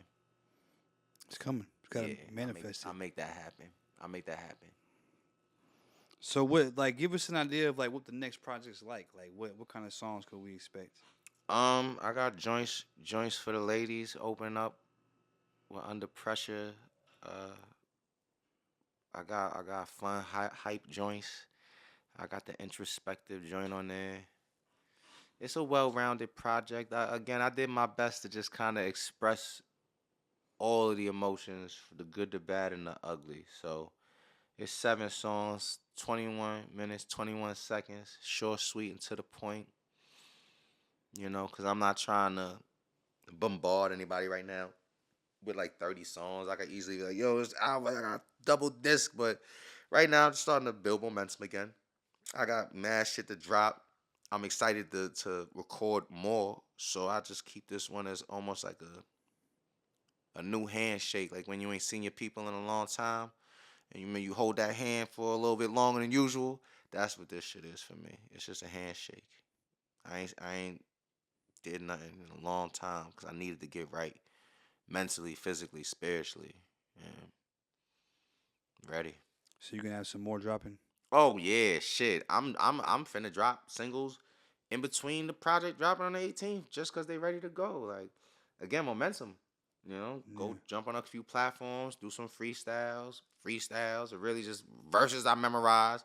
But feed the people. Because you saying you doing this music shit, you better be ready to do music. Like I tell you all the time, you a rapper, right? How much rapping you doing? And niggas be like, all right. That is true. You gotta be in the studio. You gotta be in the studio. If you're not in the studio, you better be dropping freestyle. You better set your phone up, have a beat going, and feed the people. Give them something. You better have your shit written and give them something. Because what is it that these people? What do you expect people to want to tune into if? It's like out of the blue, all of a sudden you're like, yeah, I do music. When the last time you did music? What have you been dropping? What are you teasing? Are you building momentum? What's your rollout look like? Do you have a campaign in mind? All those questions have been asked me many times as an artist. Oh, of course. Of course. Yeah, I know you, man. You already know. You gotta ask the same 10 million fucking questions as me. Yeah. Yeah, I Those already are the know. same exact questions over and over. Yeah. I mean, it is true. Like when I was really focused on music, I was dropping at least 1 song a day, if not 2 to 3 a day, like nonstop. But I had so many producers. These were all on custom beats, not on like not custom. No YouTube beats. Yeah, no YouTube beats and shit. Yeah. Like these were all from producers. Like we would get them packs, and I would not every song. We would record them and we choose the ones we want to keep. But that's how you really get in tune. Yeah. Like I was really in my I found my sound. Develop your sound. Develop my sound up, and once it was good, I was like, now I got it, because that's one thing about Atlanta compared to other places. It depends on what the goal is, whether it be like online or tap in the city. There's a certain sound in Atlanta, and when I moved here from Tampa, I had The some strip club songs. sound, Yeah. the gangster sound, and then there's the what is it called? The hippie movement. Yeah, there Like is. the three big movements. Yeah, there's like a couple different sounds now, especially. Yeah. Yeah. Oh yeah, because now there's the grunge. There's like a grunge sound that's starting Yeah. to pick up. There's a punk There sound. is. Yeah. So to be clear, I'm aware of the fact that there's more than three. I'm just saying like the initial starting point. I'm new to Atlanta. Y'all give me a second. Don't come for my fucking neck. Like, oh, I don't know. We got 19. I know y'all got 19 million lanes. I'm here for it. I actually like that shit. It's the multiverse. That's what this shit feel like. So it's basically like, you gotta kind of adjust to it to be able to move around the city. You gotta have at least one banger. That goes that's gonna with, let you move around. And that's what I realized. Like, as I came out here, I had songs and I had some shit that was good in Tampa, but I was like, now I gotta switch up my sound. I gotta get a sound that fits Atlanta, and that took me a minute. But once I figured it out, I was like, okay, cool. And I started being able to get some play with the on the clubs. It depends on what the goal is. Because if your goal is just to, we got a fly flying around this room. I see him right behind you. Yeah. Oh. Every time y'all see my eyes dart off, I'm following the fly. Bro, and it's one fly. It probably came from outside. Literally just one. Yeah. That's the same one. Same shit in my apartment. But I swear to you, same shit in my apartment. Georgia, man, it be like that. But But yeah, I want to definitely. Like I said, I want to hear the project, and and just keep going, bro. Just keep dropping music and adjusting to like, because you're new here. You know what I'm saying? Like just figuring out what it is that I hear. Because Atlanta is the city where artists pop off. Like I know from experience the kind of launching pad Atlanta could be, but to fit into the you gotta have that one. It's like do a project and then just do that one song. We're like, okay, this is strip club song. You know what I'm saying? Like this could be a song that could play at the strip club. And I could perform it anywhere. I think the first 3 tracks on the joint strip club. So you might already have it. You know what I'm saying? But that's all you. It's either gonna be Midas Touch. I can tell you right now, it's either gonna be Under Pressure, Midas Touch, or Suka's Touch. I'm telling you right now, if a song pop in the club for me out here, it's gonna be either Midas Touch, a Suka's Touch, or I've Been Under Pressure. And a lot of people doing like the mics where they spitting on the mics and shit like that. It's like, but really, like you said, like you could just be at the crib, you got your phone, like you could spit some verses from some of the songs dropping, just to give them a taste. Be like dropping soon. Yeah. It's freestyle, like going on live, like. I do that. The new age is content. Viral content. I'll take already viral pieces of content that relate to something to do with the song, and then make a clip and then connect it to it. Yeah. These are all the simplest, man. I'm giving y'all easy game because this is shit y'all should know by now if y'all are content creators. That's the easiest way to make your shit move is you take something that's currently viral right this second that has something that actually links to something in your song, and you take that section and you just link it to it. The algorithm does the rest of the work for you. No, you're not going to automatically go viral. Maybe you will. But what you will see is an uptick in your performance, meaning that if your videos was doing 200-300, your shit going to jump to a few thousand. And now you're learning your method. And now if you keep applying that and you don't deviate for enough time, they're going to open you up to a larger window. But I ain't giving y'all no more sauce for free because I do get paid to do this shit. And if y'all want me, y'all can hire me for the behind-the-scenes shit. So yeah, I'm here to work. Oh, and it just cut. Perfect timing. Ah! I want to give him. I want you to be able to tell him where to find you. Oh, to close out. Yeah, I was just about to say that. But did it cut off because of? I think it either overheated. I saw words pop up. I don't know what it said. So that means it overheated. Yeah. I give you 2 minutes. Just enough time.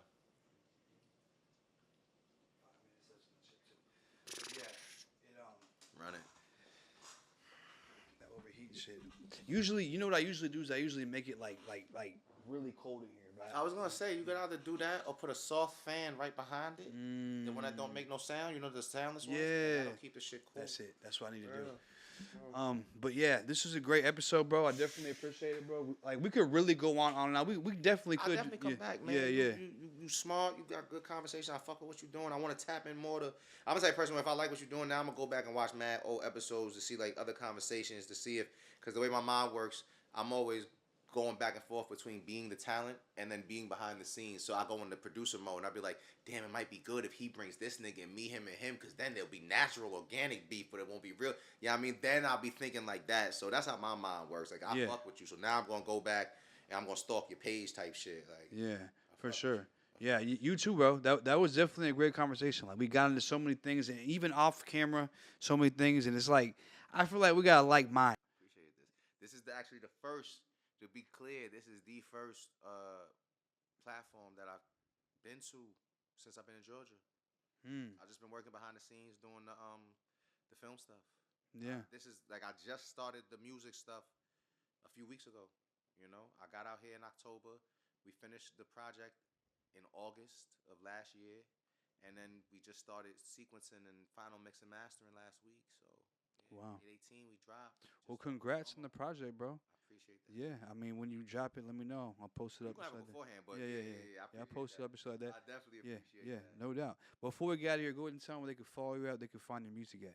Everything is KYD Works. It's Knowing Your Damage Works, in case you're wondering why, you know, the KY, but everything is KYD Works. You ain't never gonna have to spell it no other way to find me. I'm not KID. I'm not Kid and Play. I'm not doing the fucking dance. No, nigga, I'm KYD. Knowing Your Damage Works. Kyd Works on all platforms. And we just got the fucking domain name back finally. So kydworks.com, bitch. We back. Fuck, after like 10 years. What the fuck? God damn. Rise of the Lost. It's going up, bro. Yeah. Yes, sir. It's time to let it flow. It's time to let it flow. Yeah, it's time to let it flow. Yeah, it's time to let it flow.